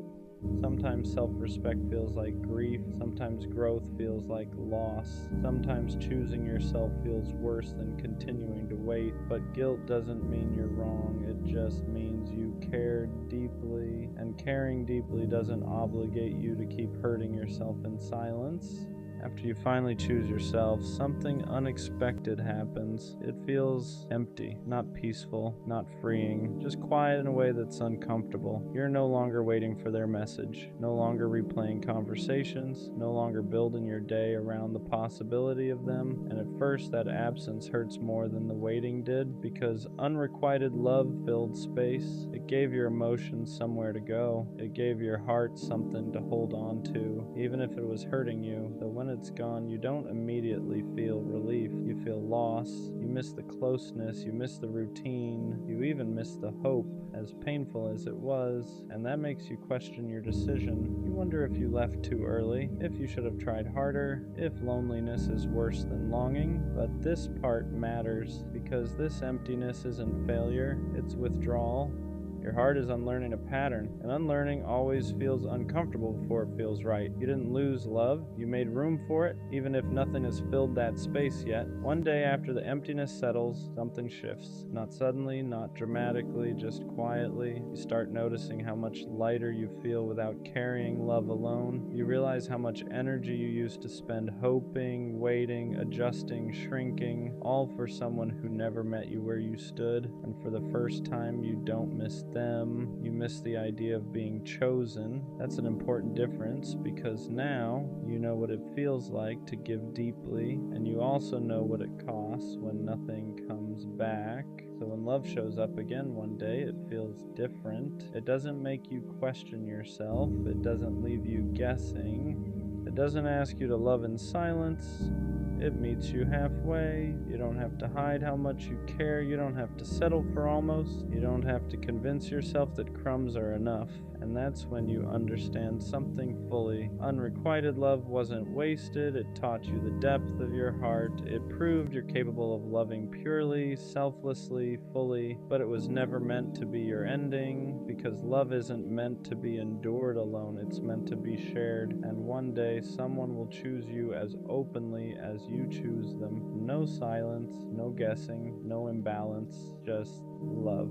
Lust will ruin your life if you don't learn how to recognize it for what it really is. Not temptation, not desire, not even attraction. Lust is a signal. It's like a check engine light flashing on your dashboard, warning you that something deeper is wrong under the surface. And most people don't want to hear that. They'd rather numb it, feed it, distract themselves with it, instead of asking why it showed up in the first place. Because here's the truth. When lust starts controlling your thoughts, your habits, your attention, it usually means you're lacking something real in your life. Not sex, not validation, intimacy. And intimacy doesn't always mean romance. That's where a lot of people get it twisted. Intimacy can be connection. It can be purpose. It can be faith. It can be feeling seen by people who actually care about you. It can be having someone you can talk to honestly without pretending you're okay. When those things are missing, lust steps in as a cheap replacement. Gives you a temporary hit, a moment of feeling wanted, a moment of escape, but once that moment passes, you're left emptier than before. That's why lust never satisfies. It promises relief, but delivers restlessness. You indulge, and instead of feeling fulfilled, you feel more hollow, more disconnected, more frustrated with yourself. And then the cycle repeats. Because you're not fixing the problem, you're feeding the symptom. The craving itself isn't the enemy. The lack of awareness is. Lust shows up when you're avoiding something, when you're lonely, when you're stressed, when you're disconnected from yourself. It's your mind trying to fill a void without doing the work to understand why that void exists in the first place. And the more you indulge it without reflection, the more it delays your healing. You tell yourself it's harmless, that it's normal, that everyone does it. But deep down, you know when something isn't sitting right with your spirit. You know when it's no longer about desire and more about escape. This isn't about shame, it's about honesty. Lust is an indicator, a warning sign. A moment where you need to pause and ask yourself, what am I really craving right now? Connection? Comfort? Meaning? Peace? Because until you figure that out, lust will keep pulling you further away from yourself instead of closer to who you're meant to be. Most people don't want to admit this part, but lust usually shows up when you're feeling empty, not when you're fulfilled, when your life feels aligned, when you're grounded, when you have purpose and connection. Lust doesn't scream as loud. It might knock, but it doesn't take over. It only takes control when there's space inside you that hasn't been filled with anything meaningful. That's why lust hits hardest late at night, when you're alone, when the noise dies down, and there's nothing left to distract you from your thoughts. That's when your mind starts looking for something, anything, to feel good for a moment, and lust offers that shortcut. No effort, no vulnerability, no risk of rejection, just instant stimulation. But shortcuts always come with a cost. The more you use lust as an escape, the harder it becomes to sit with yourself. You start avoiding silence, avoiding stillness, avoiding the questions you don't want to answer. You tell yourself you're just satisfying a desire, but really you're training your brain to seek relief instead of growth, comfort instead of clarity. And over time, that changes you. It dulls your motivation. It weakens your discipline. It distorts how you view people, turning them into objects instead of humans. It lowers your tolerance for real connection because real intimacy requires patience, presence, and effort. Things lust never asks of you. This is why people who live in lust often feel stuck, not because they're bad or weak, but because they're constantly numbing the very discomfort that could push them to grow. Pain becomes something to escape instead of something to understand, and healing gets postponed again and again. You have to learn to pause when the urge hits, not to fight it with shame, but to question it. Ask yourself what you're actually missing in that moment. Is it connection, purpose, rest, direction? Because the urge is information, and if you listen to it instead of obeying it, it can lead you to what actually needs attention in your life. Lust loses power the moment you become aware of it. Here's where it gets uncomfortable but important. Lust isn't just about what you want, it's about what you're avoiding. Most people don't struggle with lust because they're overly sexual. They struggle because they're disconnected from themselves, from their purpose, from real relationships, from meaning. When you don't feel fulfilled in your day-to-day life, your mind looks for stimulation, something intense enough to make you forget how empty things feel. Lust is powerful because it hijacks your attention. It pulls you out of the present moment and into fantasy. And fantasy is easier than reality. Fantasy doesn't ask you to change. Reality does. That's why lust becomes a habit, not because it feels good, but because it distracts you from feeling bad. It numbs loneliness, it masks insecurity, it gives you a false sense of control when everything else in your life feels uncertain. But every time you choose that escape, you reinforce the idea that you can't handle discomfort without running from it. And that slowly chips away at you. You start feeling weaker mentally, less disciplined, less confident. You promise yourself you'll stop, then you don't. And now it's not just lust anymore, it's guilt, shame, self-disappointment. You start questioning your self-control, your character, your ability to change, all because you never addressed the root issue in the first place. The problem isn't desire. Desire is human. The problem is unchanneled desire. Desire without direction turns into self-destruction. When your energy isn't going into building something meaningful, it leaks into things that drain you instead. This is why people who overcome lust don't just resist harder, they replace it, they build structure, they strengthen their spirit, they deepen their relationships, they find something worth committing to that gives them purpose beyond momentary pleasure. Lust thrives in isolation, in boredom, in lack of direction. But when your life has meaning, when your days are intentional, when your spirit feels aligned, lust doesn't have much room to grow. It doesn't disappear overnight, but it stops controlling you. Another reason lust has so much power is because it disguises itself as confidence. It makes you feel wanted, desired, in control. For a brief moment, it tricks you into thinking you're fulfilled. But once that moment fades, you're left with the same questions, the same restlessness, the same hollow feeling you were trying to escape in the first place. That's how you know it's not real fulfillment. Real fulfillment doesn't vanish the second the stimulation stops. Real fulfillment gives you peace afterward, not regret. Clarity, not confusion.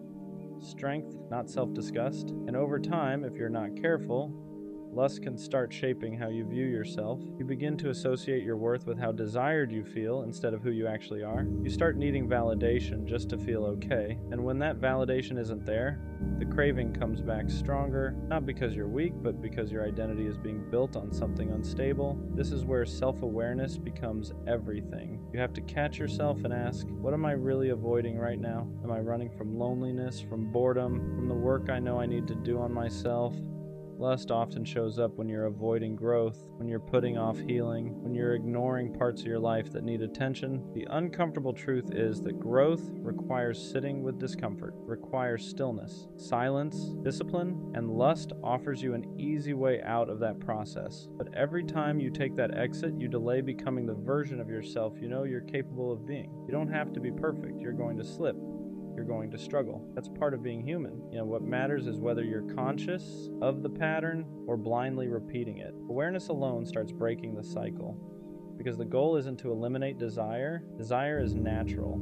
The goal is to stop letting desire control you, to stop letting it dictate your habits, your focus, and your future. When you do that, you don't lose pleasure, you gain freedom. Here's where things start to shift if you're willing to be honest with yourself. Lust isn't just about what you want. It's about what you're avoiding becoming. Every time you give in without thinking, you're choosing comfort over growth. And that choice, repeated enough times, slowly shapes the direction of your life. You start delaying things you know you should be doing. Goals get pushed back, discipline weakens, motivation fades. Not all at once, but subtly. You tell yourself you'll lock in tomorrow, you'll change next week, you'll get serious later. But later keeps moving, and you stay stuck in the same patterns, wondering why nothing feels different. And the worst part? Lust makes you numb to it.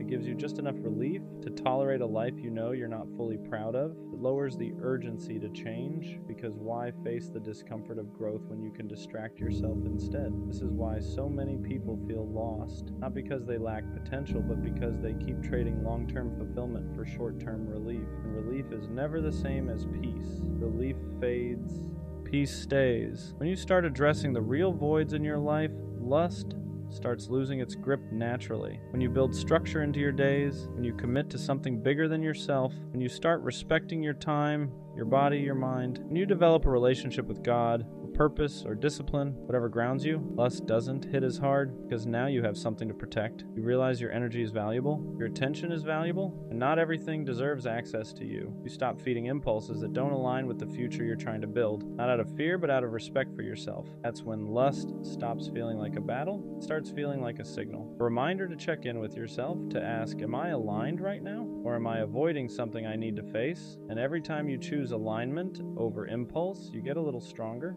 a little clearer, a little more in control. At this stage, you start realizing something important.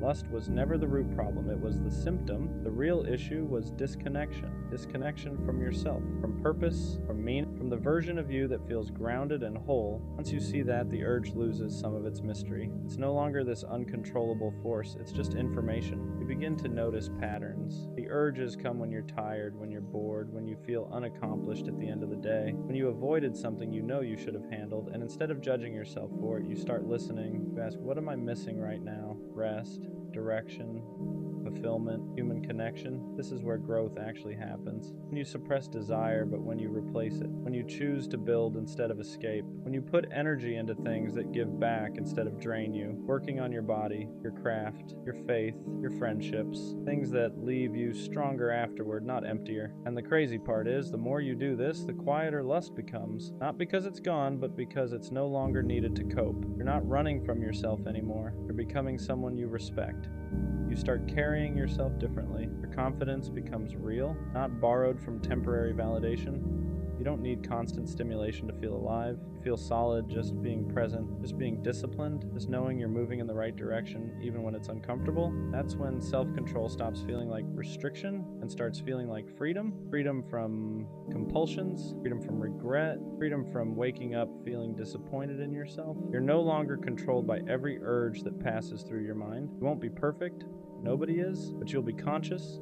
And consciousness changes everything, because once you're aware, you get to choose, and choosing growth over impulse again and again is how you reclaim your life. There's a moment where you finally understand that discipline isn't about denying yourself pleasure. It's about choosing a better one, a deeper one. The kind that doesn't disappear the second the screen goes dark or the urge passes, the kind that stays with you when you're alone with your thoughts and you can actually respect the person staring back at you. You start realizing how much time and energy you were leaking, hours, focus, mental clarity, all going towards something that never loved you back, never built you up, never moved your life forward. And once you see that clearly, it's hard to unsee it. You begin protecting your mind the same way you'd protect your body. You stop feeding it things that weaken it. This is where restraint becomes self-respect. You're no longer saying no because you're scared. You're saying no because you finally understand the cost of saying yes. You've felt the emptiness after. You've lived the fog. You've experienced how indulging too much slowly disconnects you from your ambition, your relationships, your purpose. And something else changes too. You start seeing people differently, not as objects, not as outlets,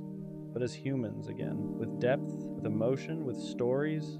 Real connection stops feeling boring. It starts feeling rare, valuable, something worth protecting instead of rushing. That's when intimacy starts to return in healthier forms. Real conversations, genuine friendships, moments of stillness that don't need to be filled, a sense of closeness with yourself that you didn't even realize you were missing. And once you taste that, lust loses its grip even more, because now you're building something, a life you don't need to escape from, a version of yourself you're proud of. When that happens, the urge doesn't disappear, but it no longer controls you. It passes like a thought, like a wave. At the end of the day, lust only has power when you don't understand it. When you finally see it for what it is, a signal, not a solution, it stops running your life. You stop treating it like something you must obey and start treating it like something you observe, and that shift changes everything. You realize you don't need to be perfect to be disciplined. You just need to be honest. Honest about what you're missing, honest about what you're avoiding, honest about who you want to become, because every urge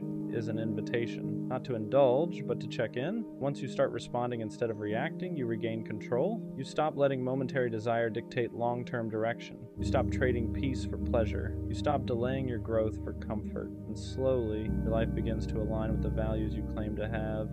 Lust didn't ruin you. Revealed the places where healing was needed, the moments where connection was missing, the areas of your life that needed structure, purpose, and depth. And once you start filling those spaces intentionally, lust no longer screams for attention. It fades into the background. You become more present, more focused, more grounded. You don't feel constantly pulled in 100 directions anymore. You know what matters, you know what doesn't, and you act accordingly. This isn't about becoming cold or denying desire. It's about mastering yourself, about building a life where your mind works for you, not against you, where your choices reflect your values, where you don't need escape because you're finally moving towards something real. And when you get there, you'll look back and realize something important. The urge was never the enemy. Ignoring the message was. I don't think I've ever been someone's first choice. Not immediately. Not without hesitation. I've been liked, wanted, texted every day. But when it came down to it, there was always a pause. Let me think. I'm not sure what I want. The timing isn't right, and you start noticing a pattern. You're good enough to keep around, good enough to talk to, good enough to feel close to, but not good enough to be picked without doubt, and that does something to you, because you don't want to compete. You don't want to prove yourself. You don't want to convince someone to see what's already there. You just want one person who doesn't hesitate, one person who doesn't compare you, doesn't explore other options, doesn't need to figure it out, just chooses you. And when that hasn't happened yet, the question creeps in quietly. Is there something about me that makes people unsure? When you're never the first choice, you start overperforming. You become extra understanding, extra patient, extra available, you respond faster, you give more reassurance, you try to be easier to love, because maybe if you're perfect enough, they won't hesitate. maybe if you don't complain, don't ask for too much, don't pressure them, they'll finally pick you confidently. So you adjust, you downplay your needs, you accept the bare minimum, you tell yourself you're just being mature, but really, you're trying to secure a spot, you're trying to prove that you're worth choosing. And the painful part is this: even when you give your best, even when you're thoughtful, loyal, consistent, they still hesitate, and that's when it hits. It was never about you not doing enough, it was about them not being sure.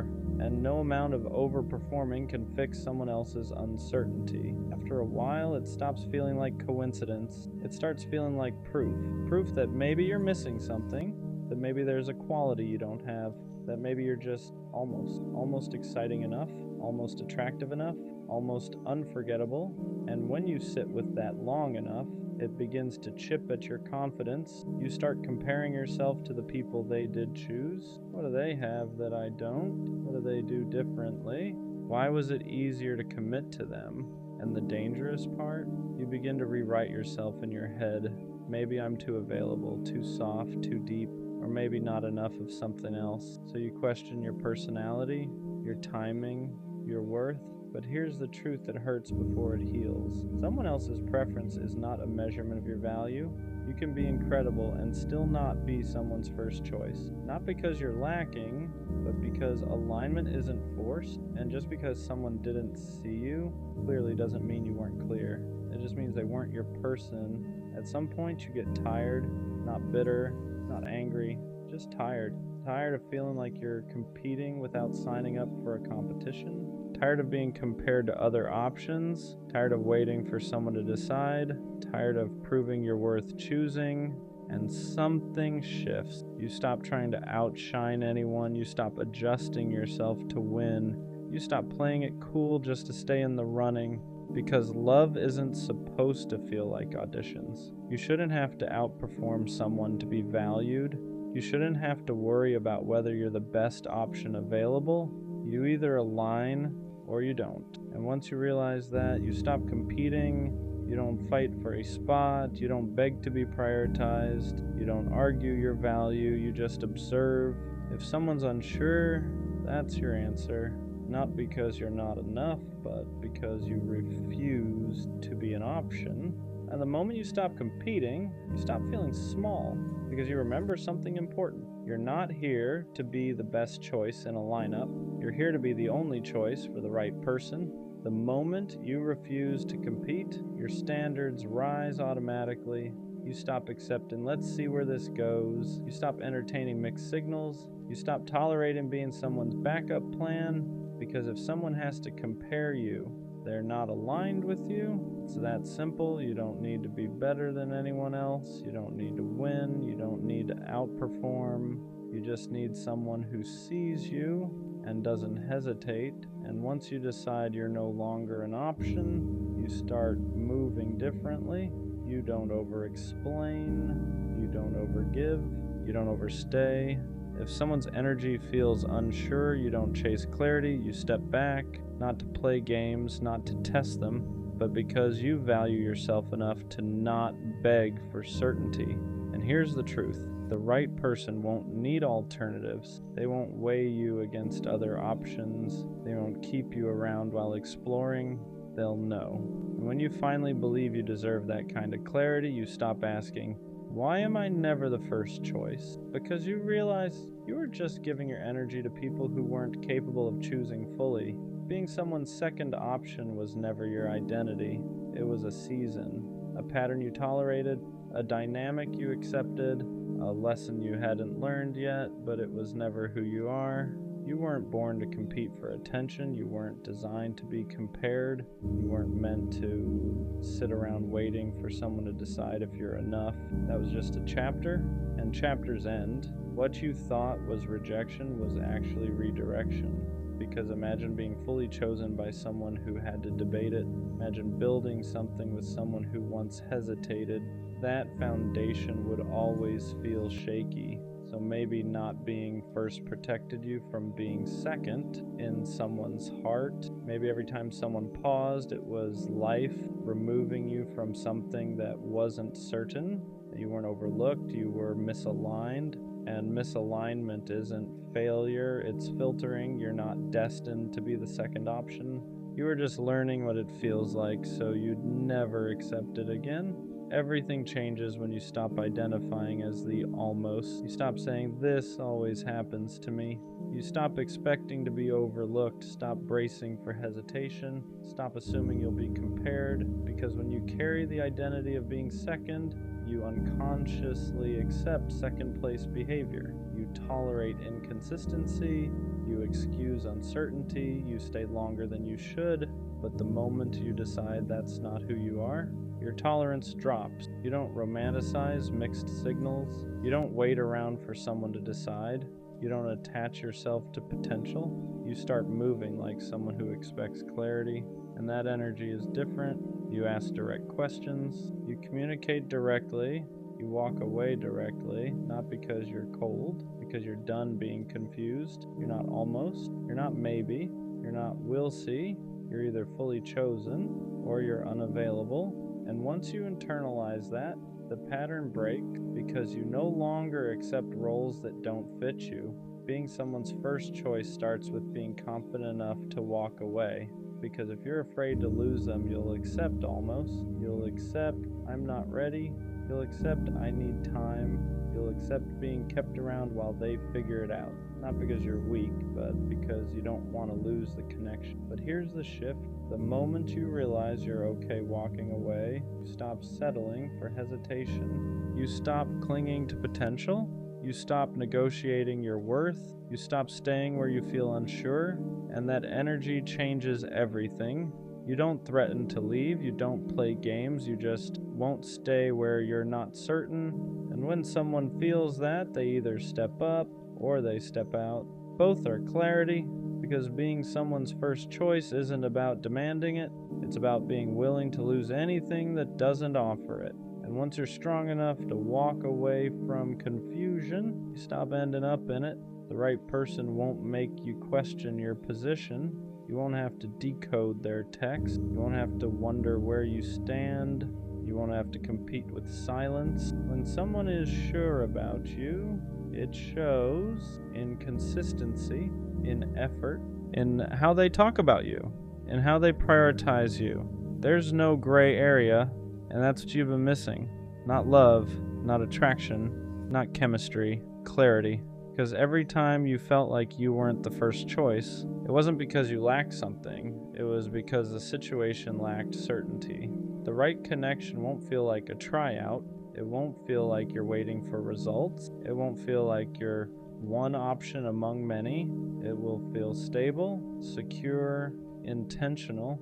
And when you experience that, you'll realize something important. You were never asking for too much. You were just asking the wrong people. So why was I never the first choice? The truth, because I was entertaining people who weren't capable of choosing fully.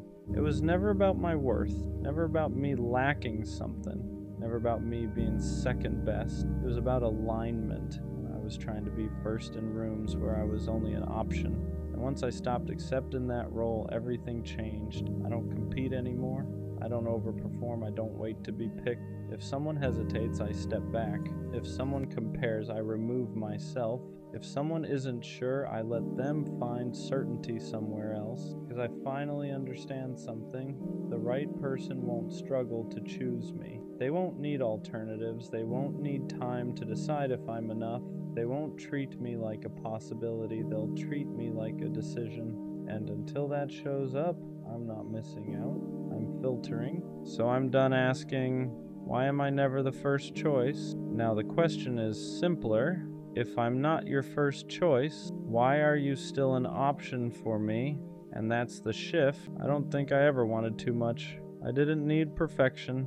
I didn't need constant attention. I didn't need someone to save me. I just wanted to be cared for. I wanted someone who noticed when I went quiet.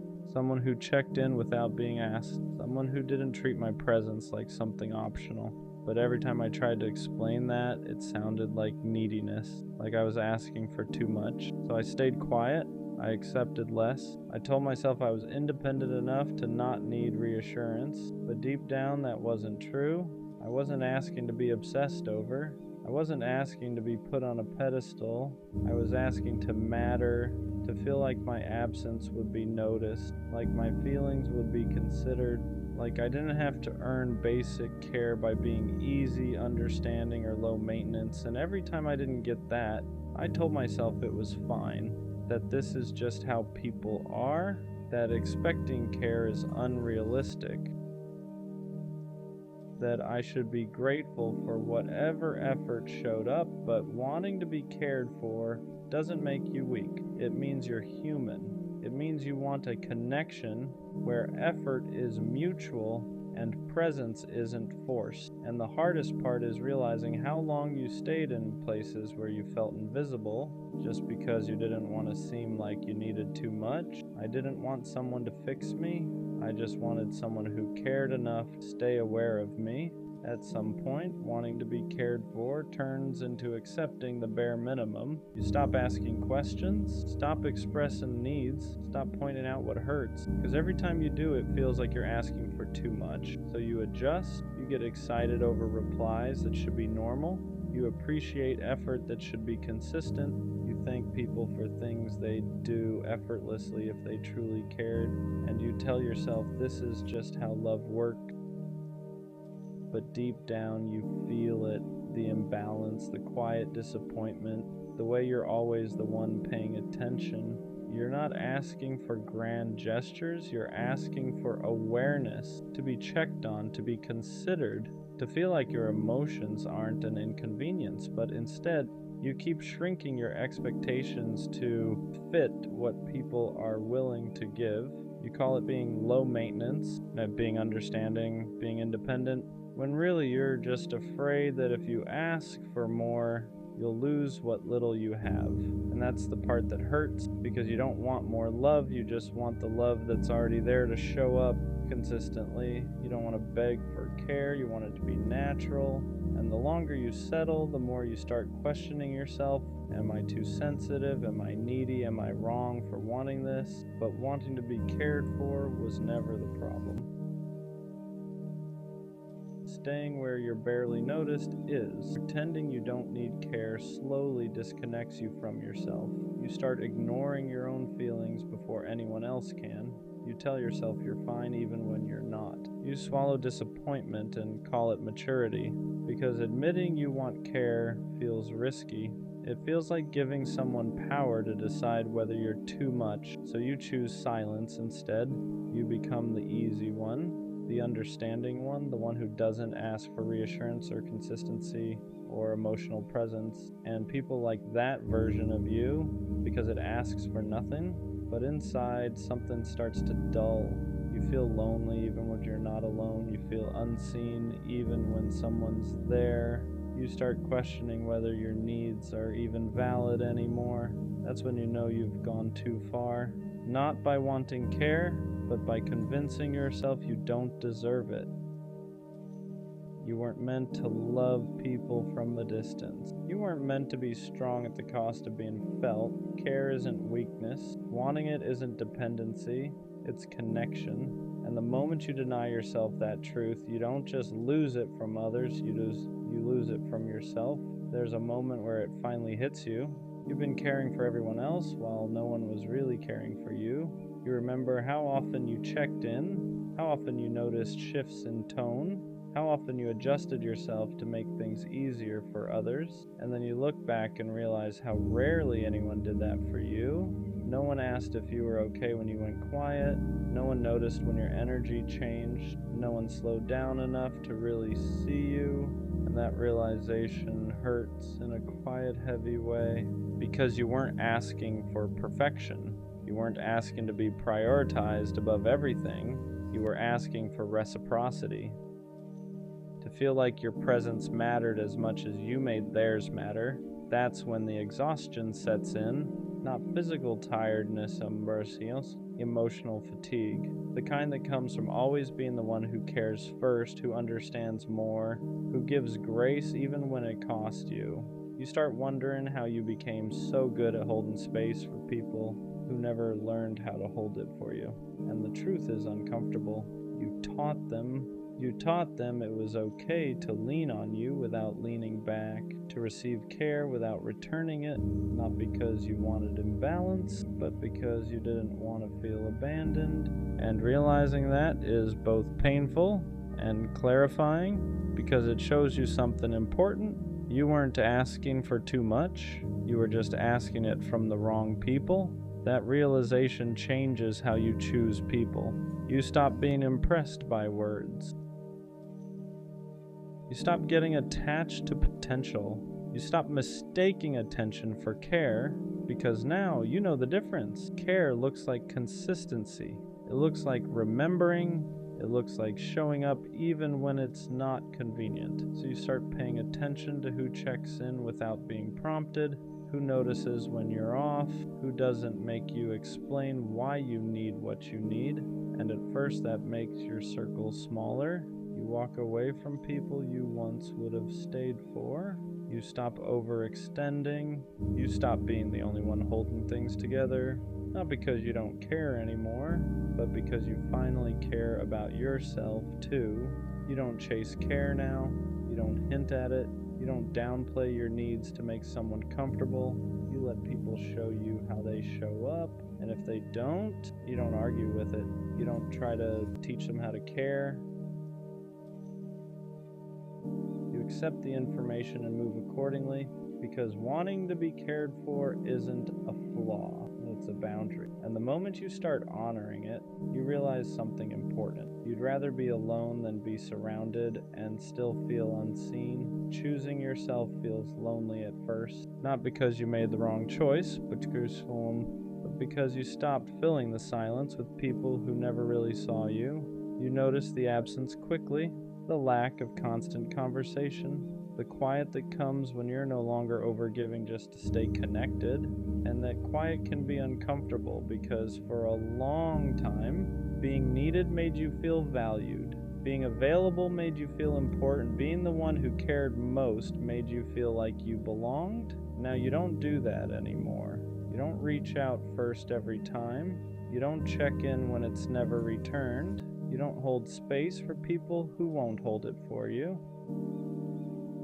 And yes, that leaves gaps, but those gaps feel different than the loneliness you had before. Before you were lonely even when surrounded by people. Now you're alone but at peace. There's no resentment building, no quiet disappointment, no wondering why you're not enough. Just space to breathe, space to feel what you feel, space to rebuild a relationship with yourself that isn't based on neglect. You start realizing that loneliness with self-respect is lighter than connection without care. And once you taste that peace, it's hard to go back, because you finally understand being cared for starts with not abandoning yourself anymore. Learning how to receive care is harder than giving it. That part surprised me. I was always good at showing up, at checking in, at being thoughtful without being asked. But when someone tried to do that for me, I didn't know how to relax into it. I questioned it. I downplayed it.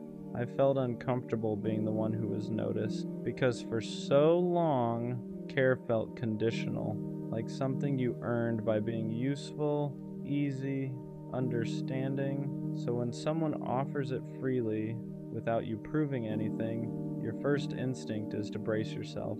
You wait for it to disappear, you look for the catch, you assume it won't last, and that's not because you don't want care, it's because you're not used to it being consistent. You're used to being the giver, the supporter, the one who adapts. So receiving feels vulnerable in a way giving never did. It means letting someone see you without performing, letting yourself need without apologizing, letting care exist without questioning your worthiness of it. That takes unlearning. It takes time to believe that you don't have to exhaust yourself to deserve tenderness. And I'm still learning that, still reminding myself that care doesn't have to be chased, earned, or negotiated. Sometimes it's just there, and allowing it in is the bravest thing you can do after spending so long surviving without it. At some point, you stop asking why people don't care. You stop replaying conversations, stop analyzing tone, Stop wondering what you could have done differently, because that question only keeps you stuck chasing explanations instead of truth. So you ask a different question: who actually shows up for me? Not who says they care, not who means well, not who shows interest when it's easy, but who checks in consistently, who notices when you're quiet, who doesn't disappear when you need space or reassurance or time. And the answer is usually smaller than you expect: fewer people, less noise, more clarity. That realization hurts, but it also simplifies everything. You stop pouring into people who only take. You stop investing in connections that leave you feeling unseen. You don't make announcements, you don't explain your shift, you just move differently. You protect your energy. You reserve your care for those who return it naturally. And slowly you stop feeling desperate to be noticed, because you're no longer surrounding yourself with people who make you feel invisible. Care stops being something you beg for and starts being something you recognize. And that's when you finally understand being cared for isn't about convincing people to treat you better. It's about choosing the ones who already do. Wanting to be cared for doesn't make you needy. It makes you honest. Needy is asking someone to fill a void they didn't create. Needy is expecting one person to carry everything for you. But wanting care, that's wanting reciprocity. That's wanting your effort to be met, your presence to be valued, your emotions to be considered. You're not asking someone to revolve their life around you. You're asking them to see you. And somewhere along the way, you were taught that asking for that was too much. So you minimized yourself, you softened your needs. You told yourself independence meant not needing anything from anyone. But that wasn't strength, that was self-denial, because even the strongest people need to feel cared for sometimes, need to feel noticed, need to feel like their existence matters to someone else. You don't want care because you can't survive without it. You want it because connection is part of being human. And the moment you stop shaming yourself for wanting that, everything changes. You stop apologizing for your needs. You stop pretending you're okay with being overlooked. You stop accepting crumbs just to feel included. You realize something important. You're not asking for too much. You're asking the wrong people. At the end of all this, I realized something simple. Wanting to be cared for is not something I negotiate anymore. I'm done explaining why it matters, done justifying why I feel hurt, done shrinking my needs so someone else can stay comfortable. Care is not a bonus, it's not extra, it's not something you earn by being quiet, easy, or low maintenance. It's the baseline. If someone doesn't notice me, doesn't check in, doesn't consider how their actions affect me, then they don't get access to me. Not out of bitterness, not out of anger, out of self-respect. I spent too long convincing myself that wanting care made me weak, too long accepting half presence and calling it connection, too long staying where I felt invisible, just to avoid being alone. I'm not doing that anymore. I don't need to be chased. I don't need to be obsessed over. I just need to be considered. And if someone can't do that naturally, without me begging, hinting, or explaining, then they're not my person. Because the right people won't make you feel guilty for wanting to matter. They won't make care feel conditional. They won't make you question whether you're asking for too much. They'll just show up. And until that happens, I'd rather stand alone with my needs intact than sit beside someone who makes me feel unseen. I didn't want too much, I just wanted to be cared for. And now I care enough about myself to never accept less again.